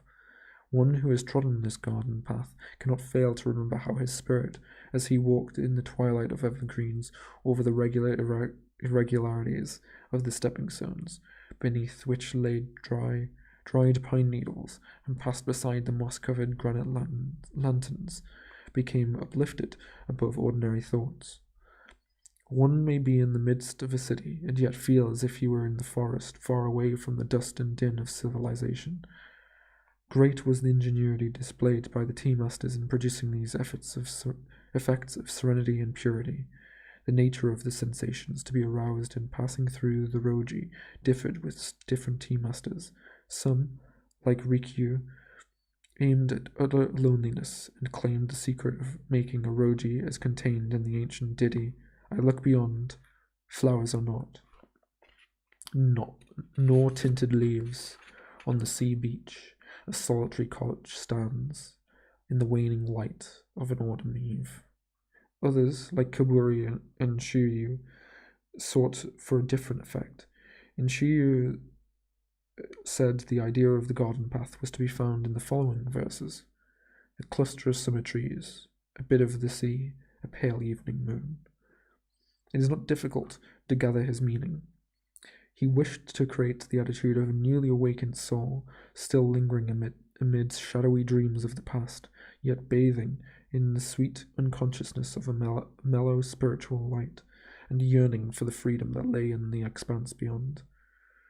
Thus prepared, the guest will silently approach the sanctuary, and, if a samurai, will leave his sword on the rack beneath the eaves, the tea-room being preeminently the house of peace. Then he will bend low and creep into the room through a small door not more than 3 feet in height. This proceeding was incumbent on all guests, high and low alike, and was intended to inculcate humility, the order of precedence having been mutually agreed upon. While resting in the Machali, the guests, one by one, will enter noiselessly and take their seats, first making obeisance to the picture or flower arrangement on the tokonoma. The host will not enter the room until all guests have seated themselves in quiet reigns, with nothing to break the silence save the note of boiling water in the iron kettle. The kettle sings well, for pieces of iron are so well arranged in the room as to produce a peculiar melody in which one may hear the echoes of the cataract muffled by clouds of a distant sea breaking amongst the rocks, a rainstorm sweeping through a bamboo forest, or the soughing of the pines on some faraway hill. Even in the daytime, the light in the room is subdued, for the low eaves of the standing roof admit but a few of the sun's rays. Everything is sober in tint from the ceiling to the floor. The guests themselves, carefully chosen garments of unobtrusive colours, the mellowness of age is overall everything suggestive of recent acquirement being tabooed, save only the one note of contrast furnished by the bamboo dipper and the linen napkin, both immaculately white and new. However faded the tea-room and the tea equipage may seem, everything is absolutely clean. Not a particle of dust will be found in the darkest corner, for if any exists, the host is not a tea-master. One of the first requisites of a tea-master is the knowledge of how to sweep, clean, and wash, for there is an art in cleaning and dusting. A piece of antique metalwork must not be attacked with the unscrupulous zeal of the Dutch housewife. Dripping water from a flower vase need not be wiped away, for it may be suggestive of dew and coolness. In this connection, there is a story of Rikyu which well illustrates the idea of cleanliness entertained by the tea-masters.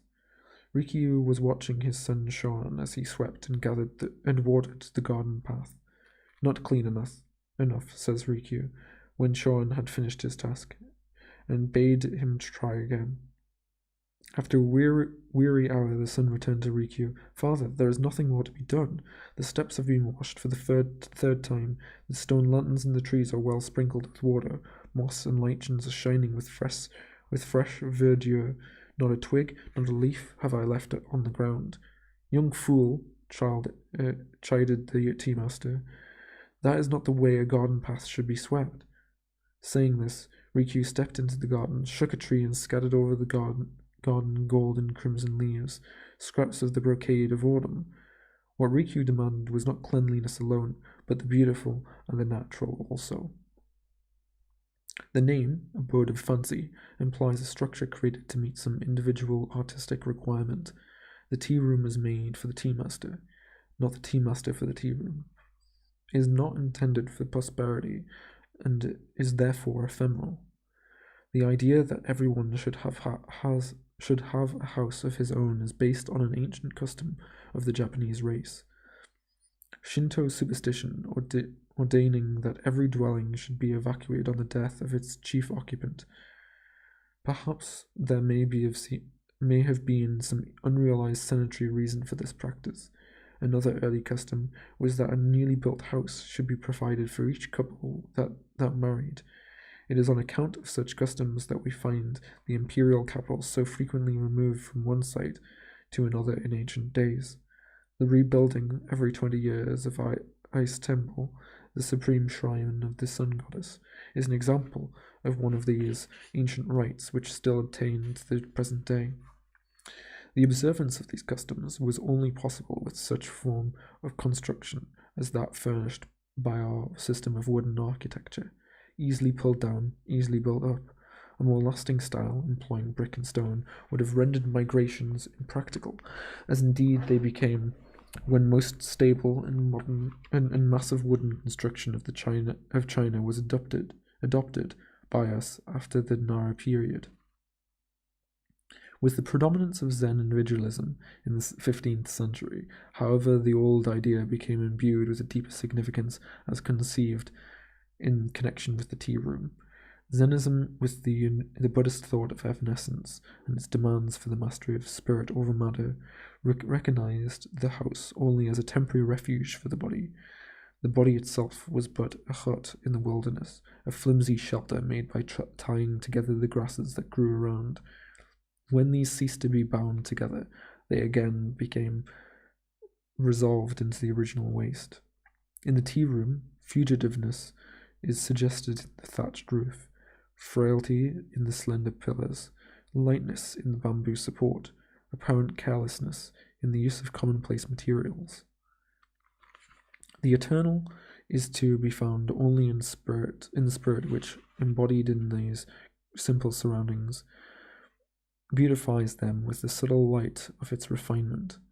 That the tea room should be built to suit some individual taste is an enforcement of the principle of vitality in art. Art, to be fully appreciated, must be true to contemporaneous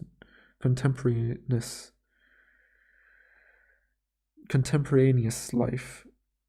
It is not that we should ignore the claims of posterity, but that we should seek to enjoy the present more.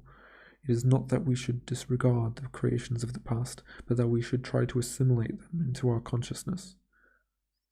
Slavish conformity to transitions and formulas fetters the expression of individuality in architecture. We can but weep over those senseless imitations of European buildings which one beholds in modern Japan.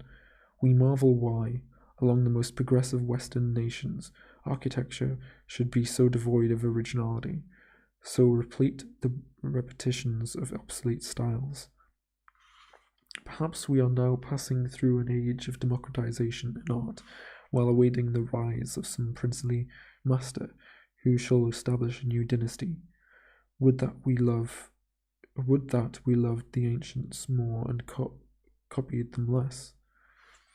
It has been said that the Greeks were great because they never drew from the antique. The term abode of vacancy, besides conveying the Taoist theory of all containing, involves the conception of a continued need of change in decorative motives. The tea room is absolutely empty, except for what may be placed there temporarily to satisfy some aesthetic mood. Some simple art object is brought in for the occasion, and everything else is selected and arranged to enhance the beauty of the principal theme. One cannot listen to different pieces of music at the same time. A real comprehension of the beautiful being possible only through concentration upon some central motive. Thus, it will be seen that the system of decoration in our tea rooms is opposed to that which obtains the West, where the interior of the house is often converted into a museum. To a Japanese accustomed to simplicity of ornamentation and frequent change of decorative method, a Western interior permanently filled with a vast array of pictures, statuary, and bric-a-brac gives the impression of mere vulgar display of riches. It calls for a mighty wealth of appreciation to enjoy the constant sight of even a masterpiece, and limitless indeed must be the capacity for artistic feeling in those who can exist day after day in the midst of such confusion of colour and form as it is to be seen often in the homes of Europe and America. The abode of the unsymmetrical, suggests another phase of our decorative scheme. The absence of symmetry in Japanese art objects has been often commented on by Western critics. This also is a result of working out through Zennism of Taoist ideals, Confucianism with its deep-seated idea of dualism, and Northern Buddhism with its worship of a trinity, were in no way opposed to the expression of symmetry. As a matter of fact, if we study the ancient bronzes of China or the religious arts of the Tang dynasty and the Nara period, we shall recognize a constant striving after symmetry. The decoration of our classical interiors was decidedly irregular in its arrangement. The Taoist and Zen conception of perfection, however, was different. The dynamic nature of their philosophy laid more stress upon this process through which perfection was sought than upon perfection itself. True beauty could be discovered only by one who mentally completed the incomplete. The virility of life and art lay in its possibilities for growth. The tea room, it is left for each guest in imagination to complete the total effect in relation to himself. Since Zennism has become the prevailing mode of thought, the art of the extreme Orient has purposely avoided the symmetrical as expressing not only completion but repetition. Uniformity of design was considered as fatal to the freshness of imagination. Thus, landscapes, birds, and flowers became the favorite subjects for depiction rather than the human figure, the latter being present in the person of the beholder of himself. We are often too much in evidence as it is, and in spite of our vanity, even self-regard is apt to become monotonous. In the tea room, the fear of repetition is a constant presence. The various objects for the decoration of a room should be so selected that no color or design shall be repeated. If you have a living flower, a painting of flowers is not allowable. If you are using a round kettle, the water picture must be angular. A cup with a black glaze should not be associated with a tea caddy of black lacquer.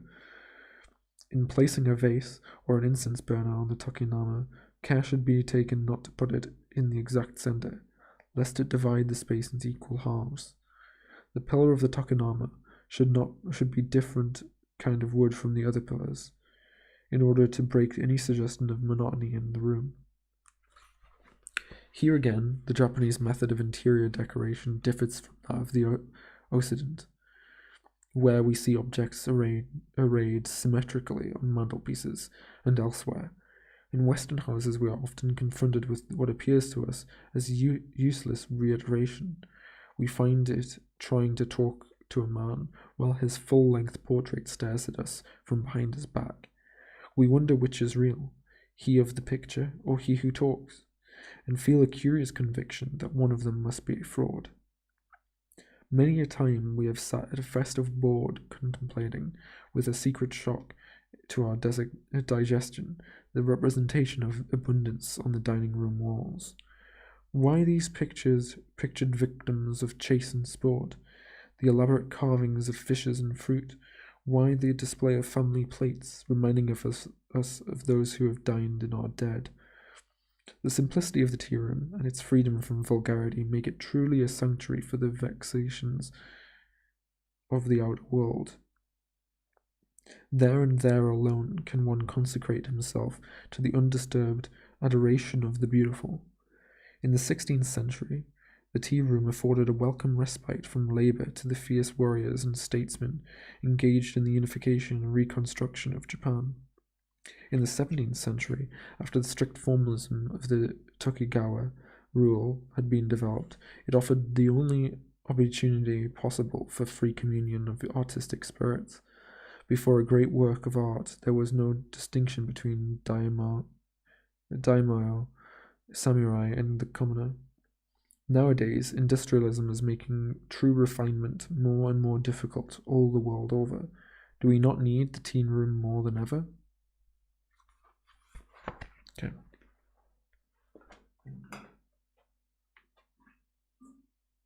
and a stretch.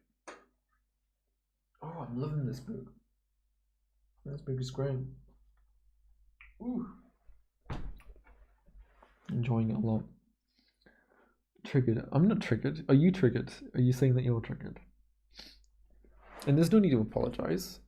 I don't care too much. I just think you're wrong. That's all. But then your product. You said you did product photography, so maybe you have a different definition of overexposed than me.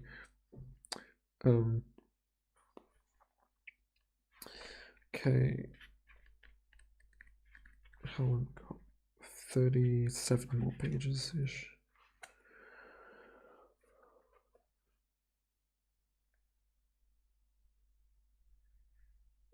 Yeah, now that I finally heard a bit of the book, I understand your contention of why your room's laid out the way it is. Yeah, it's not symmetrical. Although I do often have two of every object, but that's just because it's somewhat of a running joke for myself. If I can afford it, I'll get two of something.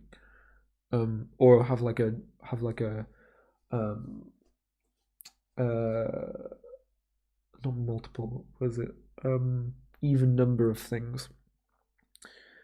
Because I think it's pretty fun to have that. So I've got like I have like 4 black folding chairs and two orange ones. And I've got 2 of these tables. And I have like 6 sets of shelves that are all the same. 2 grey cabinets, 4 small boxes. I'm just looking around my room. Yeah, two orange cabinets beside me. 2 small tables, 2 desks.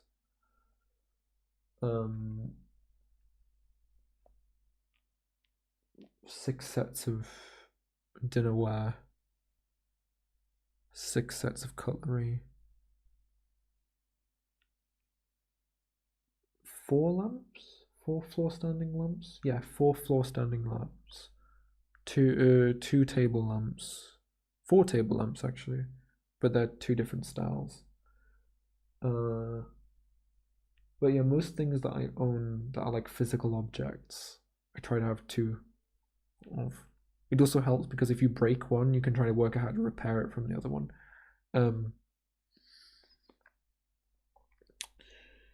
I try to have 2 of most things.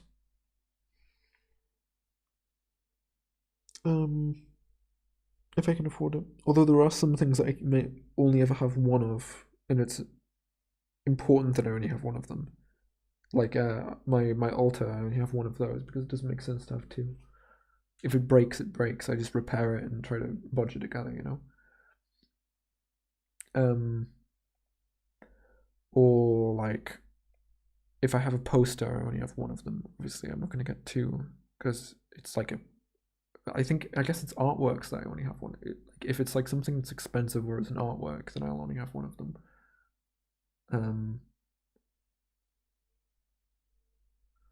Like, I guess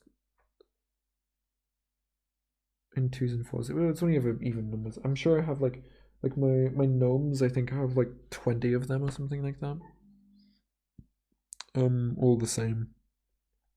I don't think I've ever shown any gnomes to anyone online. Actually, thinking about it, but I have a bunch of gnomes. Little gnomes thing. I've got this little gnome drawer here. Here you go. Here's a gnome. I have a bunch of these little gnomes. Hello. I'm not even kidding. Like, there's a gnome drawer right here, and here's another one. And it's like really funny because like everything in my life is quite serious, and then I just have a drawer full of these like little gnomes. I'm not gonna get all of them out. I'm just gonna get some of them. Here you go, little tiny gnomes. Should I bring them real close? Here we go. Look here. It's not gonna focus in because it's a manual focus camera, but it's a little gnome guy. Hello. You just have to take my life from it. Oh, actually, no, I can light it up. You can probably see it a bit better. A risk of destroying my lighting situation. Here we go. He's got a little smile on the face, but you can't see because out of focus. And I'm not going to bother focusing it. But yeah, I've heard that this specific book actually does that to people. So far, I haven't had any like big realization. I just kind of like the book. But I think I'm not probably going to get much from it, to be honest. It's just going to be like, oh yeah, I understand now why people like it. No? I mean, to this day, I like read the Blue Cliff record quite, not regularly, but I do refer to it. Or I get it out and read a couple of koans. Every so often. Though not so much during the pandemic now that I think about it. Odd. Ooh.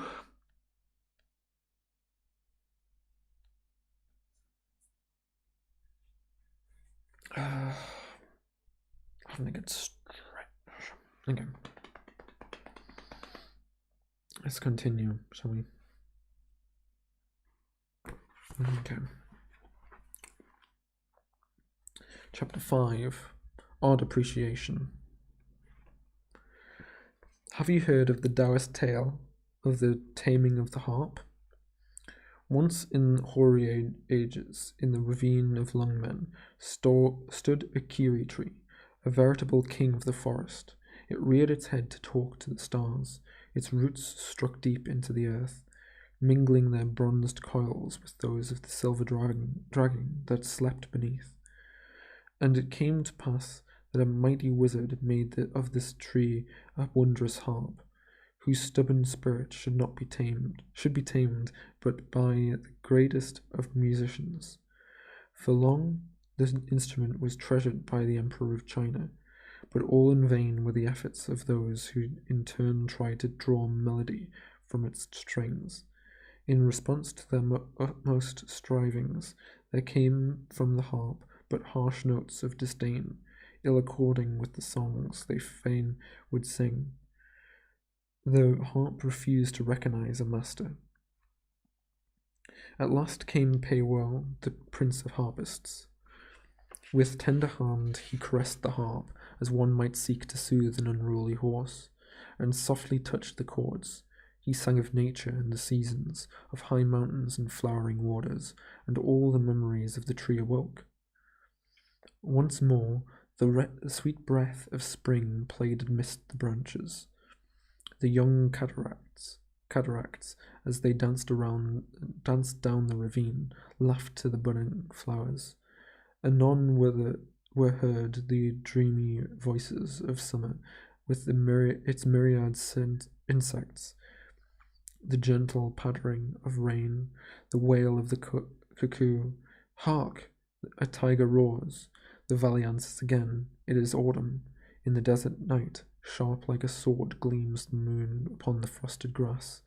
Now winter reigns, and through the snow-filled air swirl flocks of swans, and rattling hailstones beat upon the boughs with fierce delight. Then Pei Wo changed the key and sang of love. The forest swayed like an ardent swain, deep lost in thought. On high, like a haughty maiden, swept a cloud bright and fair, but passing, trailed long shadows on the ground, black like despair. Again the mode was changed. Pei Wo sang of war, of clashing steel and trampling steeds, and in the harp arose the tempest of Lungmen.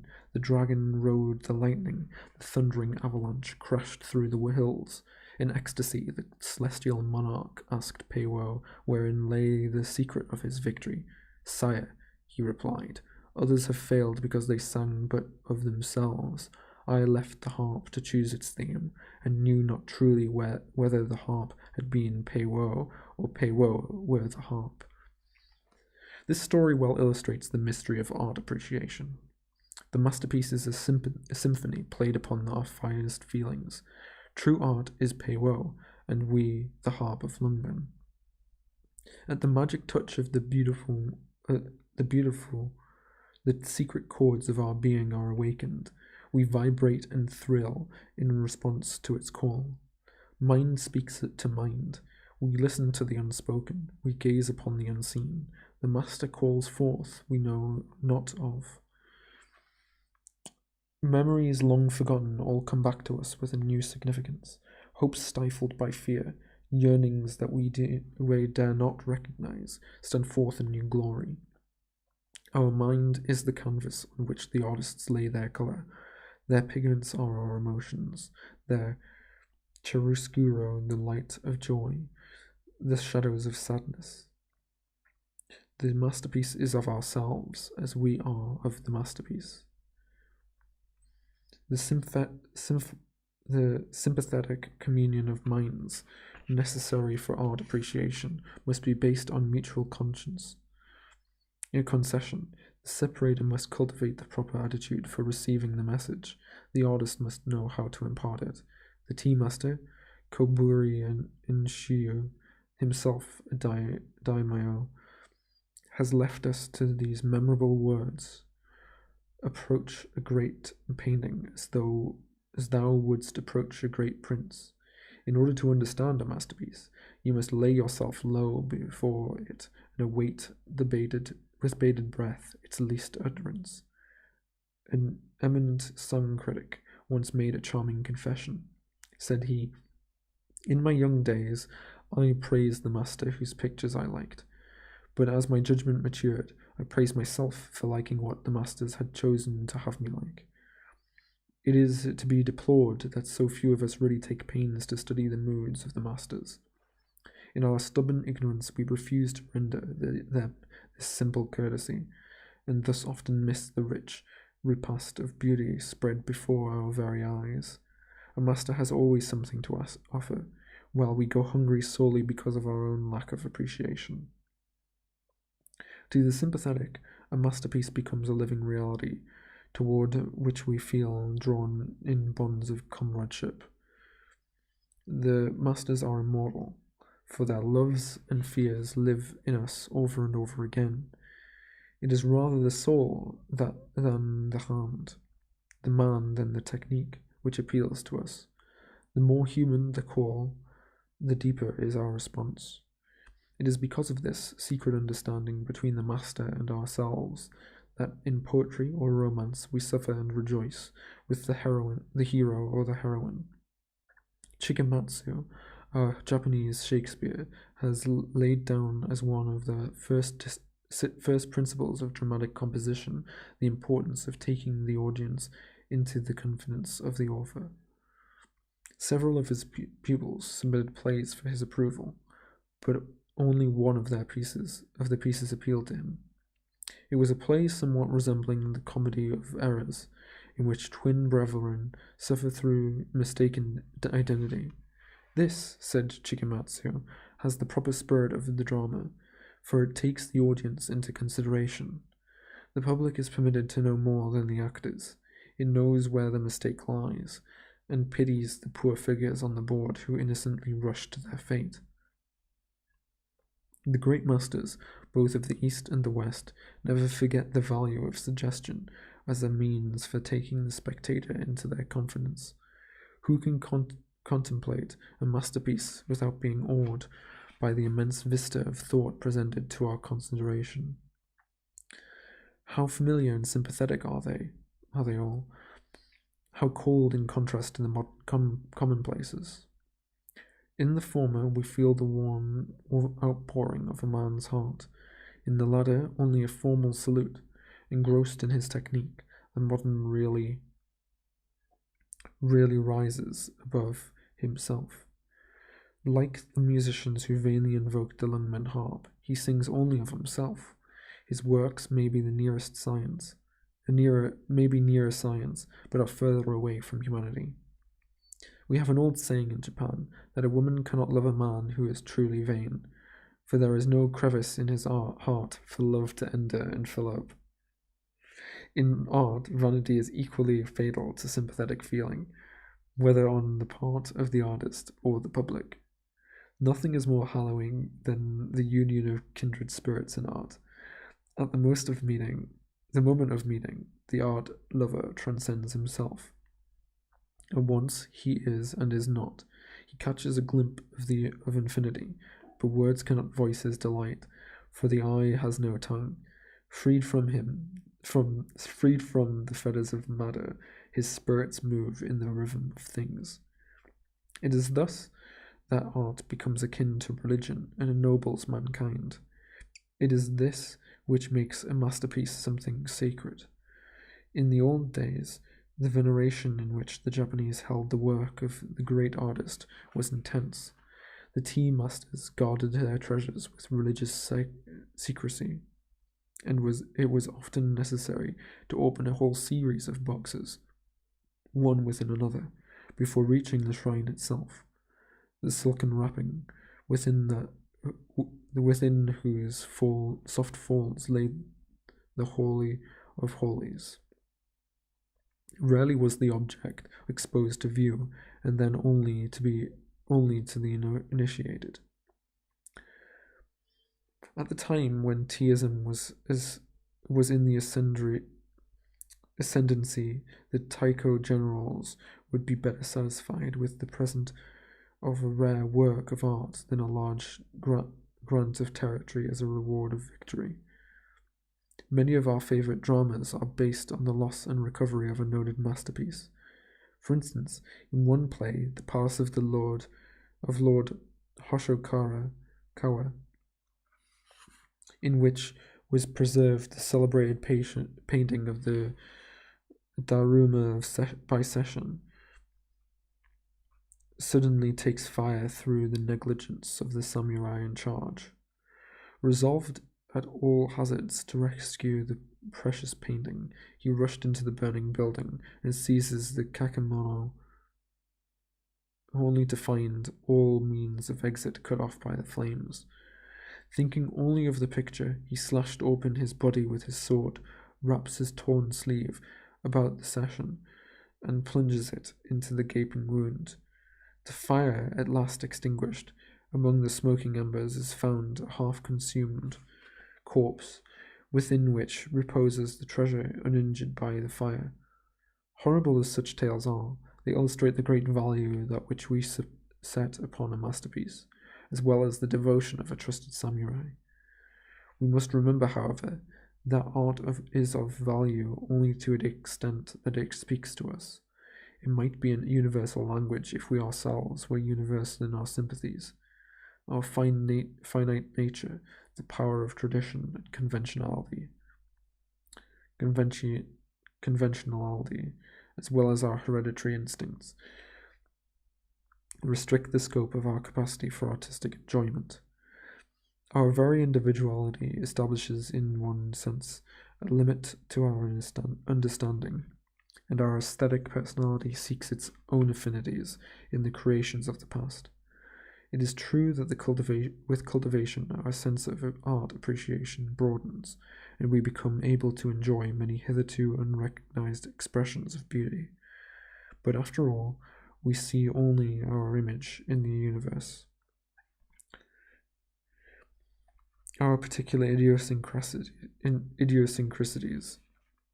dictate the mode of our perceptions.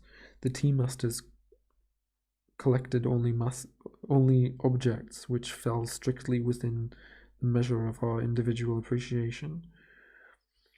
One is reminded in this connection of a story concerning Koburu Enshui. Enshui was complimented by his disciples on the admirable taste he had displayed in the choice of his collection. Said they, each piece is such that no one could help admiring. It shows that you had better taste than had Rikyu, for his collection could only be appreciated by one beholder in 1,000. Sorrowfully, Enshui replied, "This only proves how commonplace I am. The great Rikyu dared to love only those objects which personally appealed to him, whereas I unconsciously catered to the taste of the majority. Verily, Rikyu was one in 1,000 among tea masters." It is much to be regretted that so much of the apparent enthusiasm for art at the present day has no foundation in real feeling.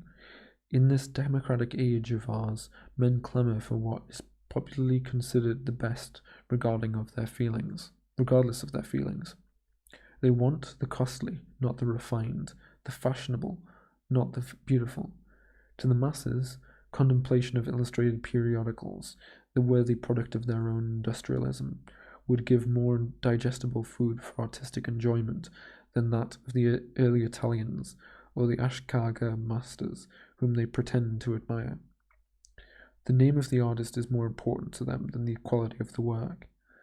As a Chinese critic complained many centuries ago, people criticize a picture by their ear. It is this lack of genuine appreciation that is responsible for the pseudo-classic horrors that today greet us wherever we turn. Another commonplace mistake is that of confusing art with archaeology. The veneration born of antiquity is one of the best traits of the human character, and fain would we have it cultivated to a greater extent. The old masters are rightly to be honoured for their opening the path to future enlightenment.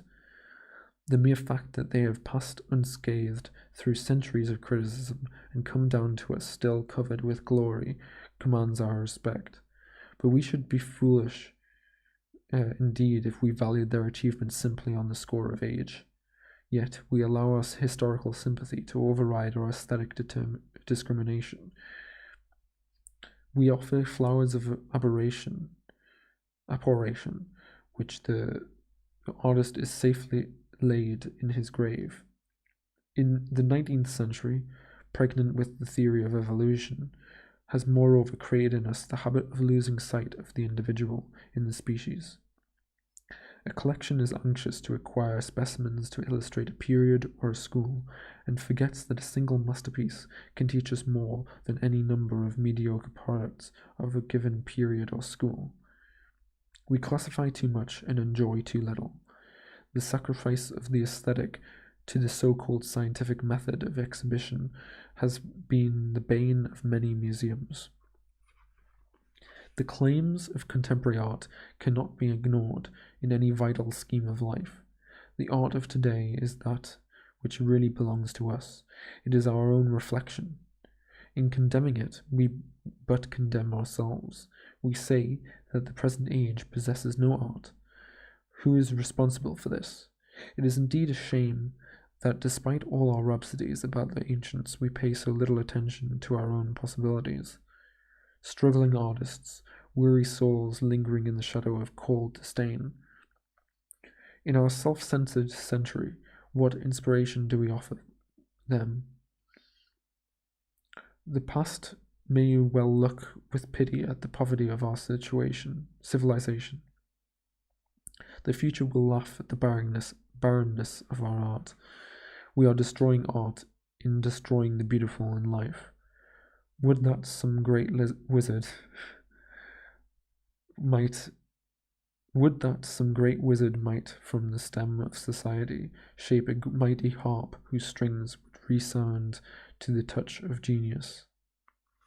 Okay. Chapter 5. Okay, I'm gonna have to get a drink. I think I don't have much left in this. No. Okay. Whew.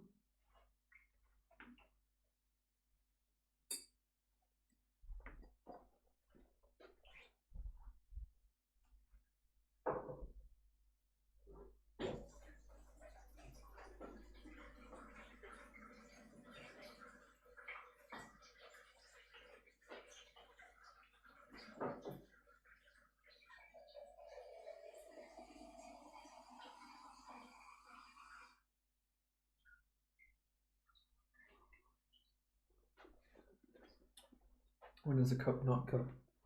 When it's a jar. Alright.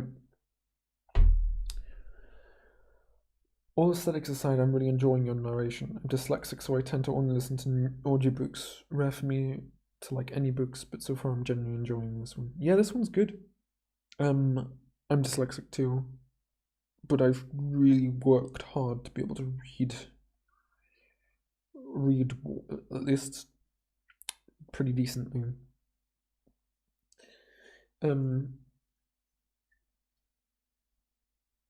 You'll notice that sometimes I get words entirely wrong.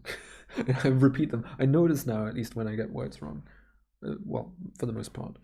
Like I think I got like I said like separation rather than like extension, which I think are like they're like quite literally they're diametrically opposed, right? Like I'll read a word and get it completely wrong, or say the opposite. No, I'm doing great. I know I'm doing great, but I've worked hard at that. I do get words wrong occasionally. That still like plays back to me, but I think I'm a pretty good reader now. And certainly these streams have helped me a lot through it. But I digress. I got my juice now. My juice that I can spill on myself. Oh, there's a big old jar. I bet that makes me look very small.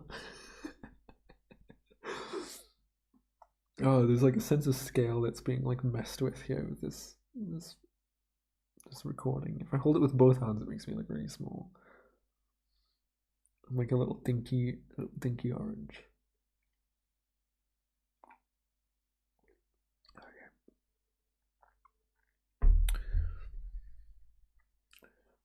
Oh.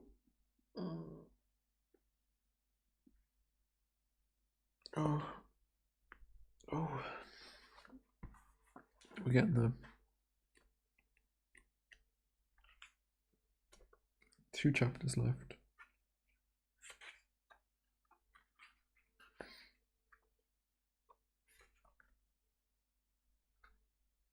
Okay.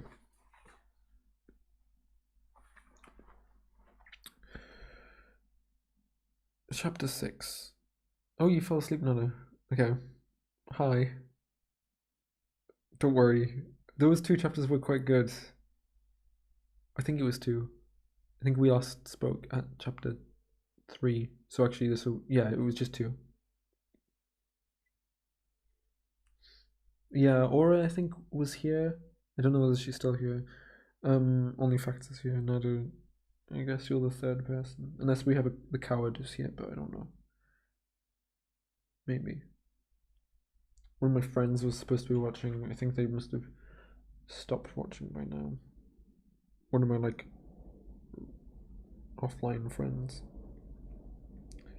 I'm gonna have a quick squiz through some stuff.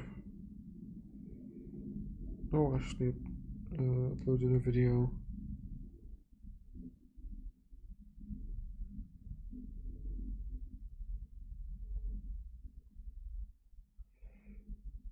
Oh, it's tomorrow. I didn't even realize it would be coming tomorrow.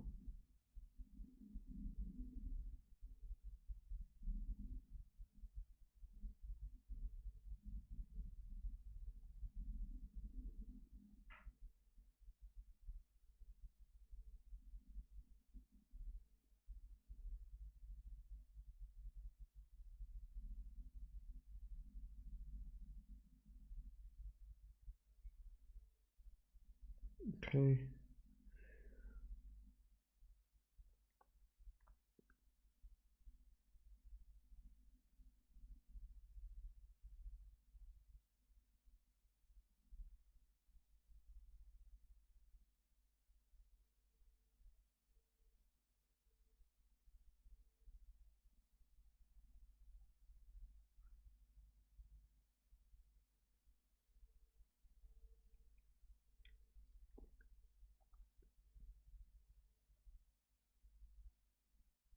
Sorry about this.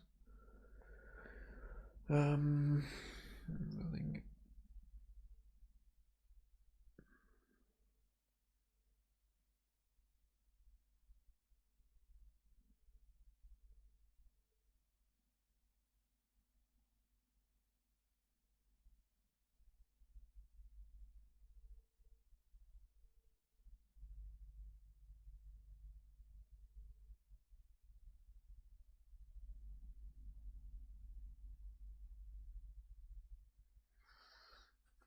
I'll go back later. It's not on book. I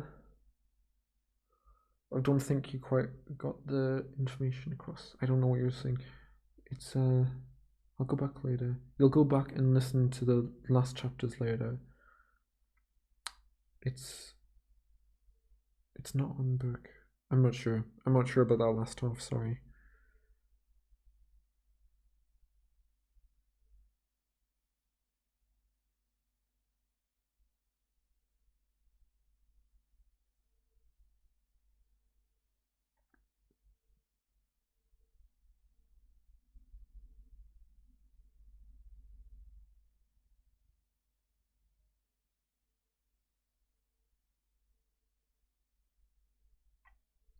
Okay. I think I'm ready to start again.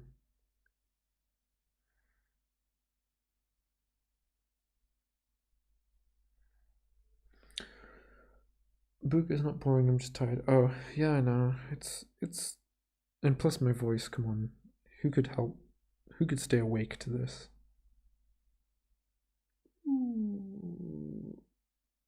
Okay. Okay.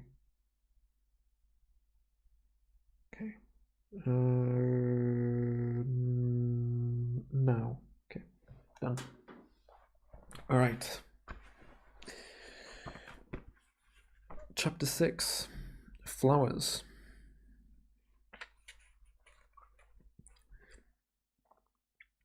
In the trembling grey of a spring dawn, when the birds were whispering in mysterious cadence among the trees, have you not felt that they were talking to their mates about the flowers? Surely, with mankind, the appreciation of flowers must have been coeval with the poetry of love. Where better than in a flower, sweet in its unconsciousness, fragrant because of its silence, can we imagine the unfolding of a virgin soul? The primeval man, in offering the first garland to his maiden, thereby transcended the brute. He became human in thus rising above the crude necessities of nature. He entered the realm of art when he perceived the subtle use of useless. In joy or sadness, flowers are our constant friends. We eat, drink, sing, dance, and flirt with them. We wed and christen with flowers. We dare not die without them. We have worshipped with the lily. We have meditated with the lotus. We have charged in battle array with the rose and the chrysanthemum. We have even attempted to speak in the language of flowers. How could we live without them? It frightens one to conceive of a world bereft of their presence. What solace do they not bring to the bedside of the sick? What a light of bliss to the darkness of the weary spirits! Their serene tenderness restores us to our waning confidence in the universe, even as the intent gaze of a beautiful child recalls our lost hopes. When we are laid low in the dust, it is they who linger in sorrow over our graves. Sad as it is, we cannot conceal the fact that in spite of our companionship with flowers, we have not risen very far above the brute. Scratch the sheepskin, and the wolf within us will soon show his teeth. It has been said that man at 10 is an animal, at 20 a lunatic, and at 30 a failure, at 40 a fraud, and at 50 a criminal.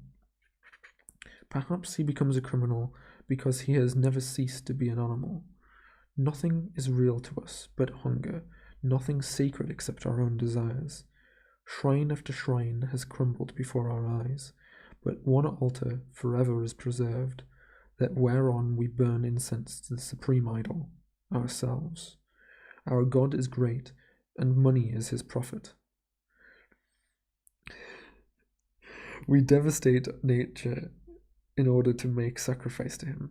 We boast that we have conquered matter and forget that it is matter that has enslaved us. What atrocities do we not perpetuate in the name of culture and refinement?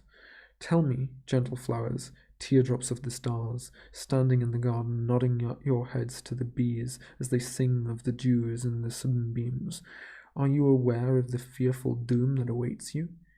Dream on, sway, and frolic while you may in the gentle breezes of summer. Tomorrow, a ruthless hand will close around your throats. You will be wrenched, torn asunder limb by limb, and borne away from your quiet homes. The wretch, she may be passing fair. She may say how lovely you are while her fingers are still moist with your blood. Tell me, will this be kindness? It may be your fate to be imprisoned in the hair of one whom you know to be heartless, or to be thrust into the buttonhole of one who would not dare to look you in the face were you a man. It may even be your lot to be confined in some narrow vessel, with only a stagnant water to quench the maddening thirst that warns of ebbing life.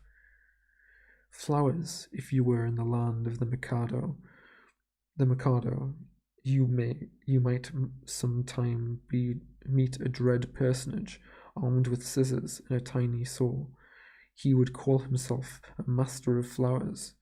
He would claim the rights of a doctor, and you would instinctively hate him. For you know a doctor always seeks to prolong the troubles of his victims.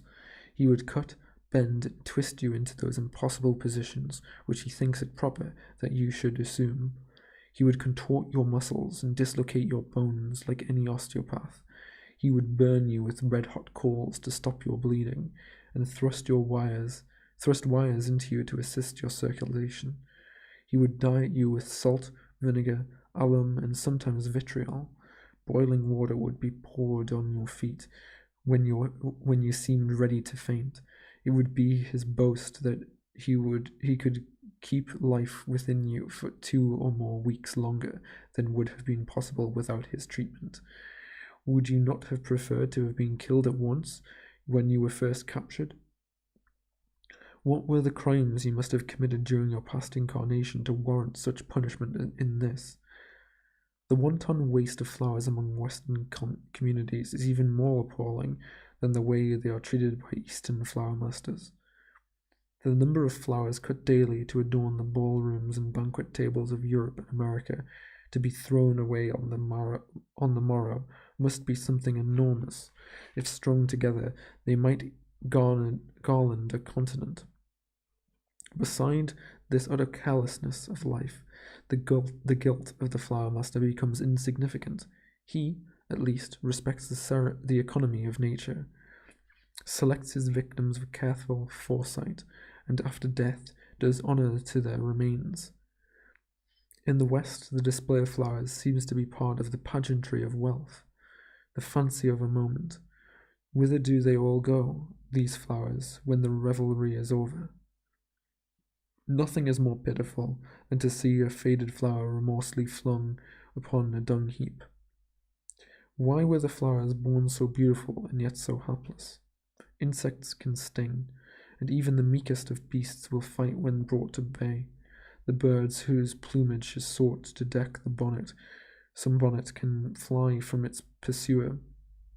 The furried animal whose coat you covet, for your own may hide at your approach. Alas, the only flower known to have wings is the butterfly. All others stand helpless before their destroyer.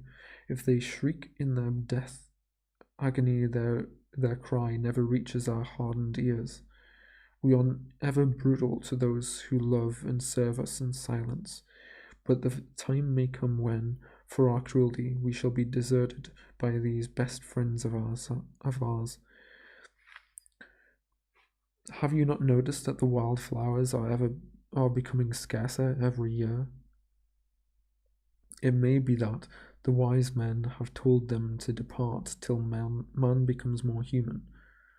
Perhaps they have migrated to heaven. Much may be said in favor of him who cultivates plants. The man of the pot is far more humane than he of the scissors.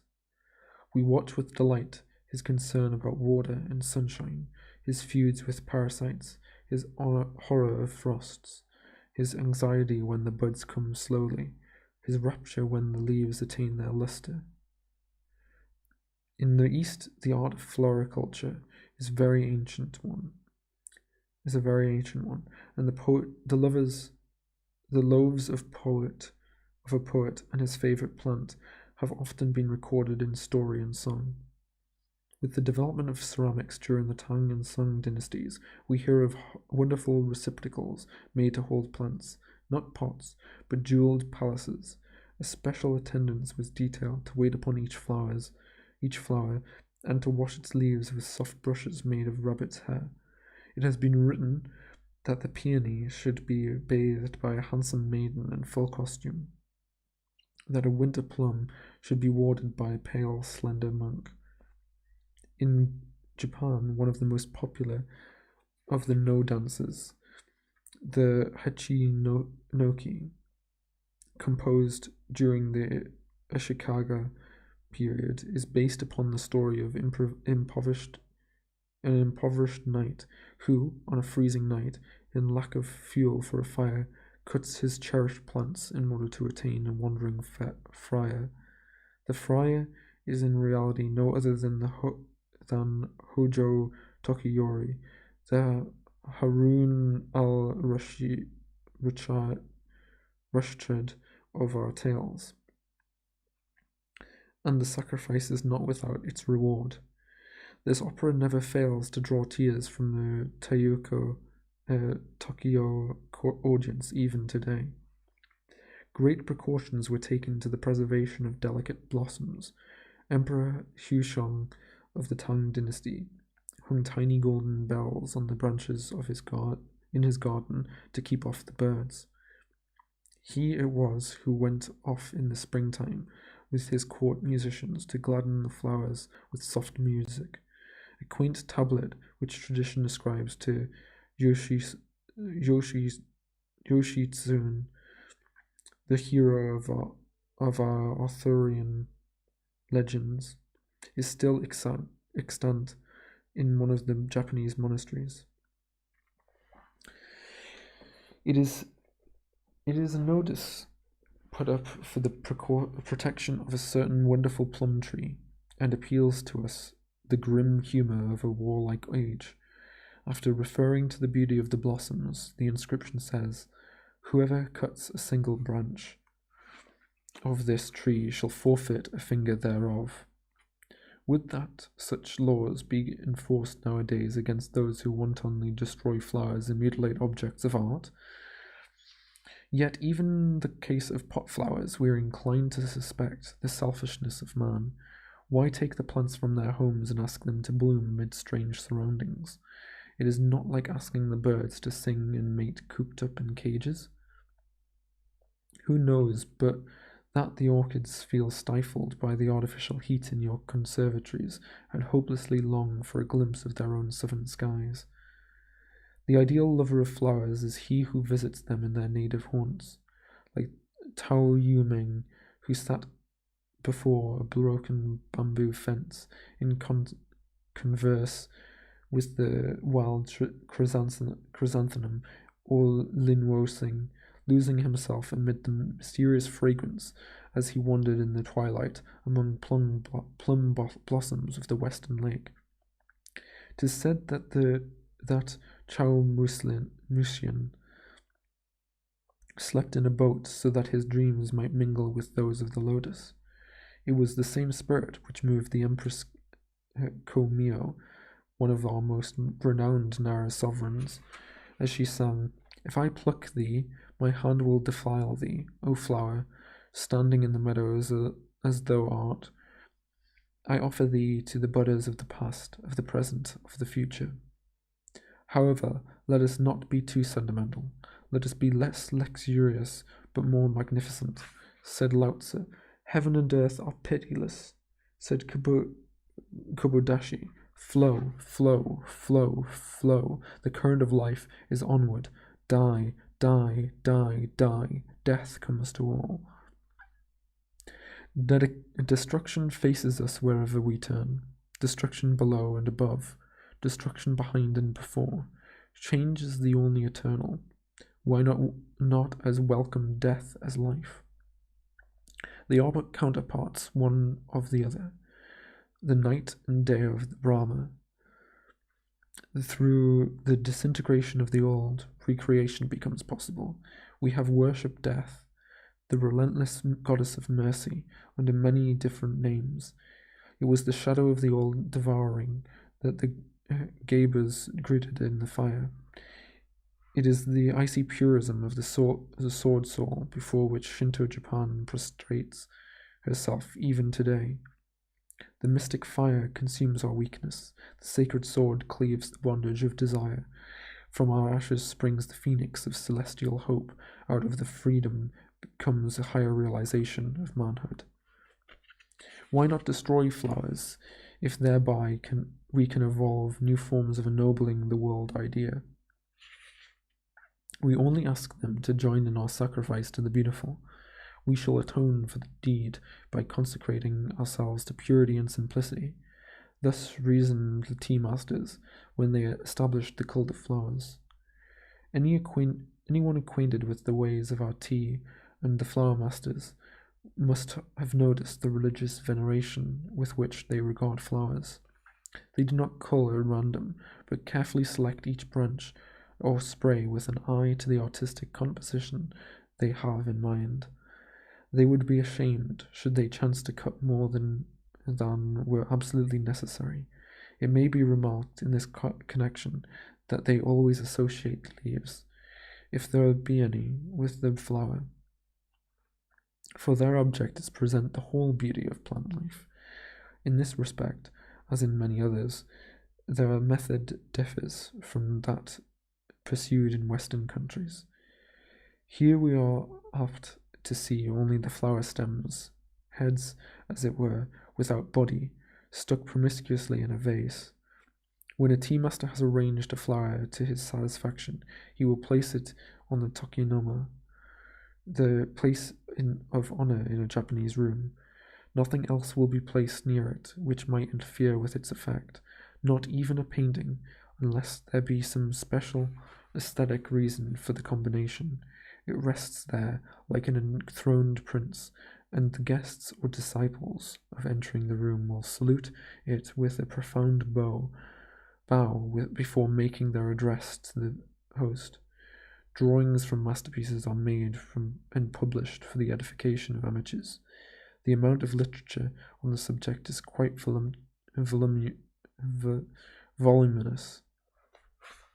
With the flower fades, the master tenderly consigns to it the river or carefully buries it in the ground. Monuments even are sometimes erected to their memory. The birth of the art of flower arrangement seems to be simultaneous with that of teaism in the 15th century. Our legends ascribe the first flower arrangement to those early Buddhist saints who gathered the flowers strewn by the storm and in their infinite solitude for all living things, placed them in vessels of water.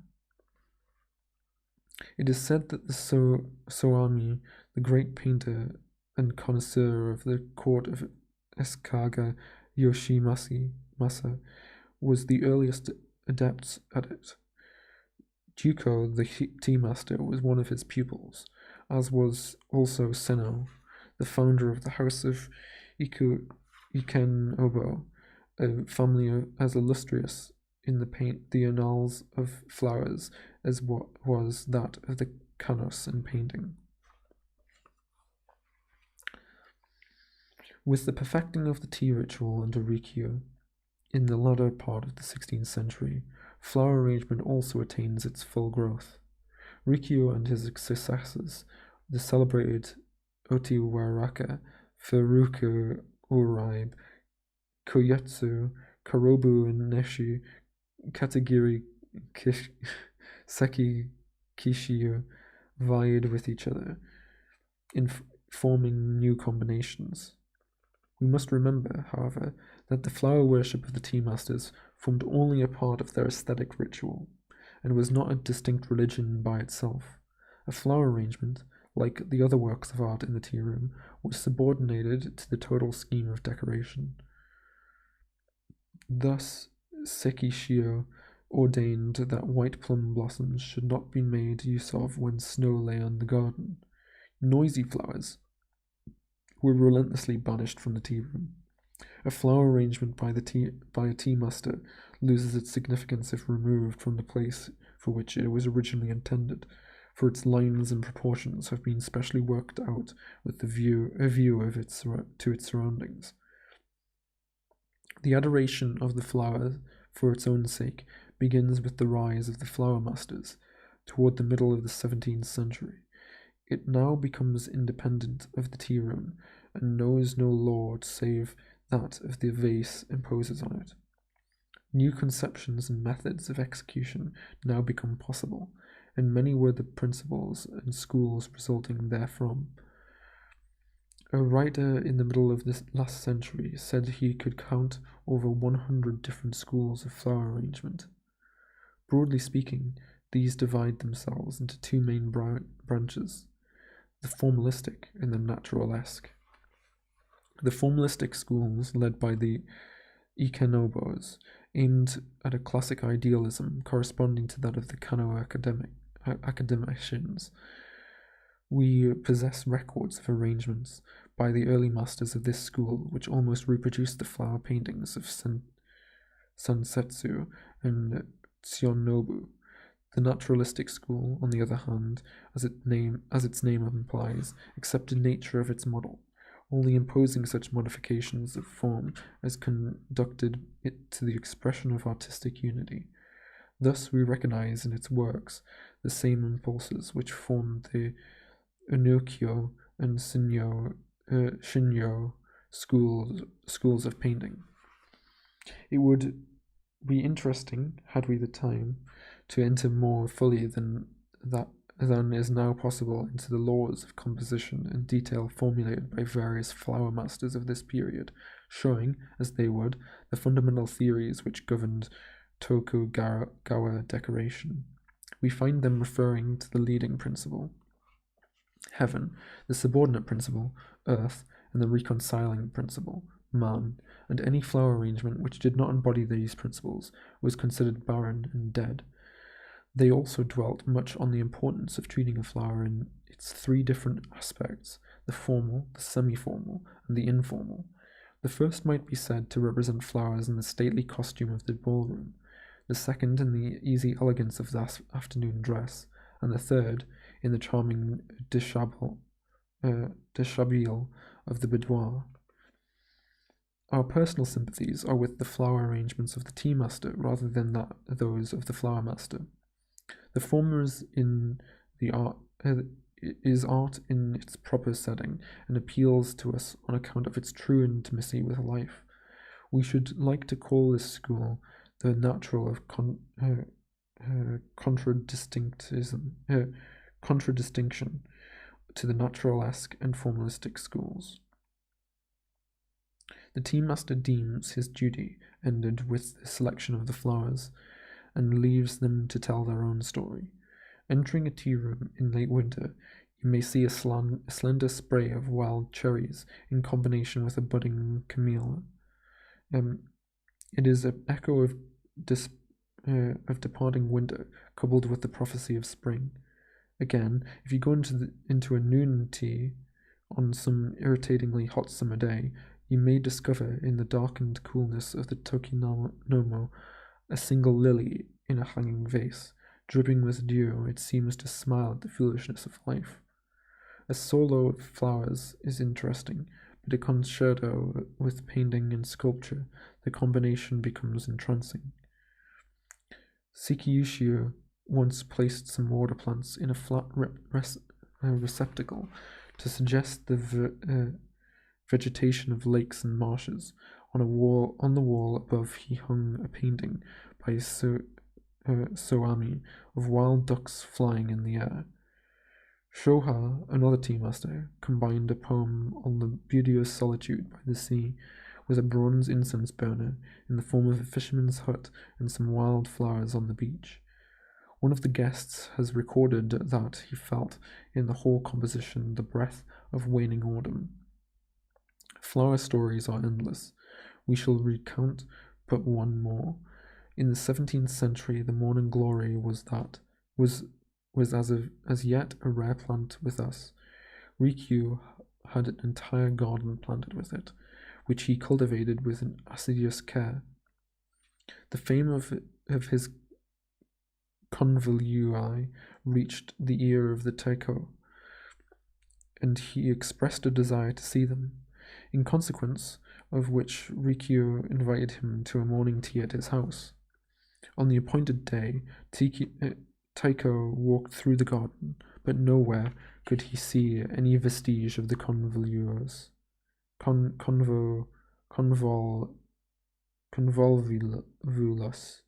the convolvulus. The ground had been levelled and strewn with fine pebbles and sand. With sullen anger the despot entered the tea-room, but a sight waited him there which completely restored his humour. On the tokonomo, in a rare bronze of some workmanship, lay a single morning glory, the queen of the whole garden. In such instances, we see the full significance of the flower sacrifice. Perhaps the flowers appreciate the full significance of it. They are not cowards like men. Some flowers glory in death. Certainly Japanese cherry blossoms do, as they freely surrender themselves to the winds. Anyone who has stood before the fragrant avalanche at Yoshino or Arashiyama must have realized this. For a moment they hover like bejeweled clouds and dance above the crystal streams. Then, as they sail away on the laughing waters, they seem to say, "Farewell, spring, we are on to eternity." Okay. One more chapter left. It's a very short one, I think. Yeah, it's like 5 pages long. I'll take a drink. Oh.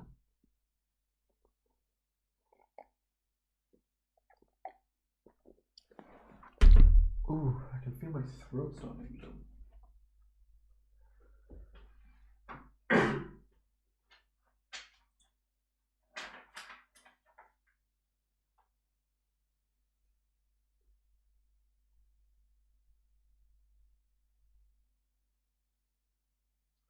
I'm just writing something down.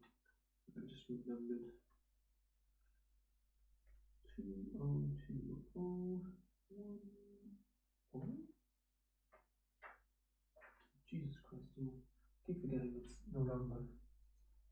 My habitual note-taking remembers that it's November, but my brain hasn't caught up yet. Okay. Final chapter, Tea Masters. Here we go. Chapter 7, Tea Masters. In religion, the future is behind us. In art, the present is the eternal. The tea masters held that the real appreciation of art is only possible to those who make of it a living influence. Thus, they sought to regulate their daily life by the high standard of refinement which obtained in the tea room. In all circumstances, serenity of mind should be maintained, and conversation should be so conducted as never to mar the harmony of the surroundings. The cut and colour of the dress, the poise of the body, the manner of walking could all be made expressions of artistic personality. These were matters not to be lightly ignored, for until one has made himself beautiful, he has no right to approach beauty. Thus the tea master strove to be something more than the artist, art itself. It was the Zen of aestheticism. Perfection is everywhere, if we only choose to recognize it. Rikyu loved to quote an old poem, which says, "To those who long only for flowers, fain would I show the full-blown spring which abides in the tolling buds of snow-covered hills." Manifold indeed have been the contributions of the tea masters to art. They completely revolutionized the classic architecture and interior decorations, and established a new style, which we have described in the chapter of the tea room, a style to whose influence even the palaces and monasteries built after the 16th century have all been subject. The many-sided Kobo and Shio have left noble examples of his genius in the imperial villa of Ketsura, the castles of Najoya and Nijo, and the monastery of Kohon. All the celebrated gardens of Japan were laid out by the tea masters. Our pottery would probably never have attained its high quality of excellence if the tea masters had not lent to it their inspiration. The manufacture of the utensils used in the tea ceremony, calling forth the utmost expenditure of ingenuity on the part of our ceramists. 7 kilns of Enshu are well known to all students of Japanese pottery. Many of our textile fabrics bear the names of tea masters who conceived their color or design. It is impossible, indeed, to find any department of art in which the tea masters have not left marks of their genius. In painting and lacquer, it seems almost superfluous to mention the immense service they have rendered. One of the greatest schools of painting owes its origin to the tea master Honami Koyatsu, famed also as a lacquer artist and potter. Beside his works, the splendid creation of his grandson Koho and his grandnephews Korin and Kenzan almost fall into the shade. The whole Korin school, as it is generally designated, is an expression of teaism. In the broad lines of this school, we seem to find the virality of nature herself. Great as has been the influence of the tea masters in the field of art, it is as nothing compared to that which they have exerted on the conduit of life, not only in the usages of polite society, but also in the arrangement of all of our domestic details. Do we feel the presence of the tea masters? Many of our delicate dishes, as well as the way of serving food, are their inventions. They have taught us to dress only in garments of sober colors. They have instructed us in the proper spirit in which to approach flowers. They have given emphasis to our natural love of simplicity, and have shown us the beauty of humility. In fact, through their teachings, tea has ended the life of the people. Those of us who know not the secret of properly regulating our existence on this tumultuous sea of foolish troubles which we call life, are constantly in a state of misery while vainly trying to appear happy and contented.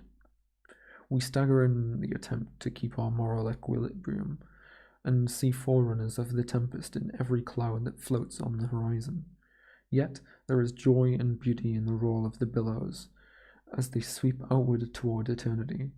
Why not enter into their spirit, or, like a Leitze, ride upon the hurricane itself? He only who has lived with the beautiful can die beautifully. The last moments of the great tea masters were as full of exquisite refinement as had been their lives. Seeking always to be in harmony with the great rhythm of the universe, they were ever prepared to enter the unknown. The last tea of Rikyū will stand forth forever as the acme of tragic grandeur. Long had been the friendship between Rikyū and the Taiko Hideyoshi, and the high estimation in which the great warrior held the tea master. But the friendship of a despot is an ever dangerous honor. It was an age rife with treachery, and men trusted not even their nearest kin. Rikyū was no servile courtier, and had often dared to differ in argument with his fierce patron. Taken advantage of the coldness which had for some time existed between the Taiko and Rikyū, the enemies of the latter accused him of being implicated in a conspiracy to poison the despot. It was whispered to Hideyoshi that the fatal potion was to be administered to him with a cup of the green beverage prepared by the tea master. With Hideyoshi, suspicion was sufficient ground for instant execution, and there was no appeal from the will of the angry ruler. One privilege alone was granted to the condemned, the honor of dying by his own hand. On the day destined for his self-immolation, Rikyū invited the chief disciples to the last tea ceremony. Mournfully, at the appointed time, the guests met at the portico. As they took the garden path to the tree seemed to shudder, and the rustling of their leaves heard the whispers of homeless ghosts. Like solemn sentinels before the gates of Hades, but stand the grey stone lanterns. A wave of rare incense is wafted from the tea room. It is the summons which bids the guests to enter. One by one they advance and take their places. In the tokunoma hangs the keikimono, and wonderful writing by an ancient monk dealing with the evanescence of all earthly things. The singing kettle, as it boils over the brazier, sounds like some cicada pouring forth his woes to departing summer. Soon the host enters the room. Each in turn is served with tea. Each in turn silently drains his cup. The host last of all. According to established etiquette, the chief guest now asks permission to examine the tea equipage. Rikyū places the various articles before them with the keikimono. After all have expressed admiration of their beauty, Rikyū presents one of them each of the assembled company as a souvenir. The bowl alone he keeps. Never again shall this cup, polluted by the lips of misfortune, be used by a man. He speaks and breaks the vessel into fragments. The ceremony is over. The guests, with difficulty restraining their tears, take their last farewell and leave the room. One only, the nearest and dearest, is requested to remain and witness the end. Rikyū then removes his tea gown, carefully folds it upon the mat, thereby disclosing the immaculate white death robe which he had hitherto concealed. Tenderly he grazes the shining blade of the fatal dagger. In exquisite verse thus addresses it. Welcome to thee, O sword of eternity. Through Buddha and through Dharma alike, thou hast cleft thy way. With a smile upon his face, Rikyū passed forth into the unknown. And that is the Book of the Tea. The Book of Tea. What an ending. Damn. Put that in your cup and drink it.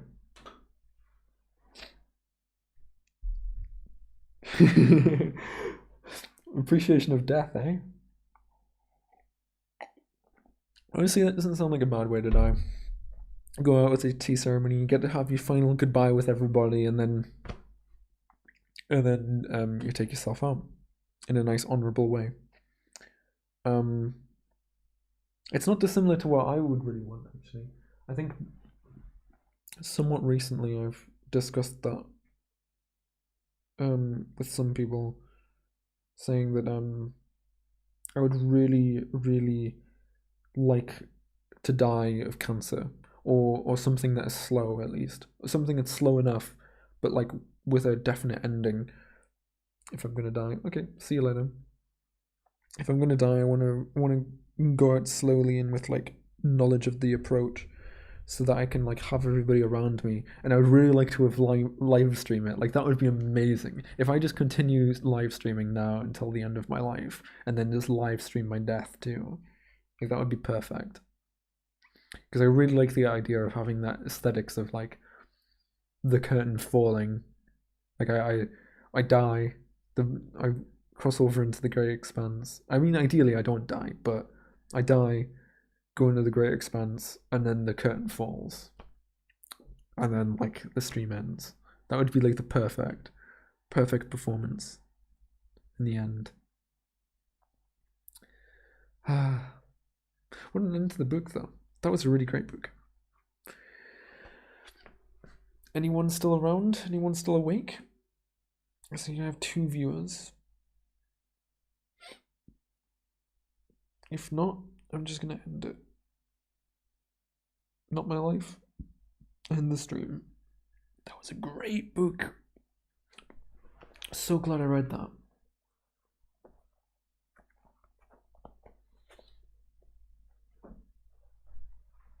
And I think it does put, like, really well describes a lot of things, actually.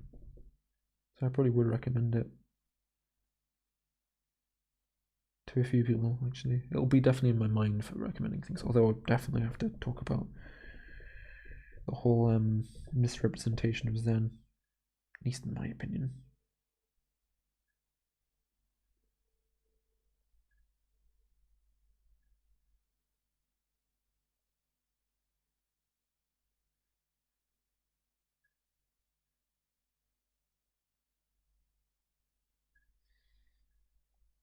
Okay. Goodbye, friends. Take care. Brush your hair. And I'll see you in tomorrow. Might have a guest. We'll see. I hope you enjoyed that book if you're watching this later and get to it. Before I edit it. Stay hydrated and see you on the other side. Bye bye.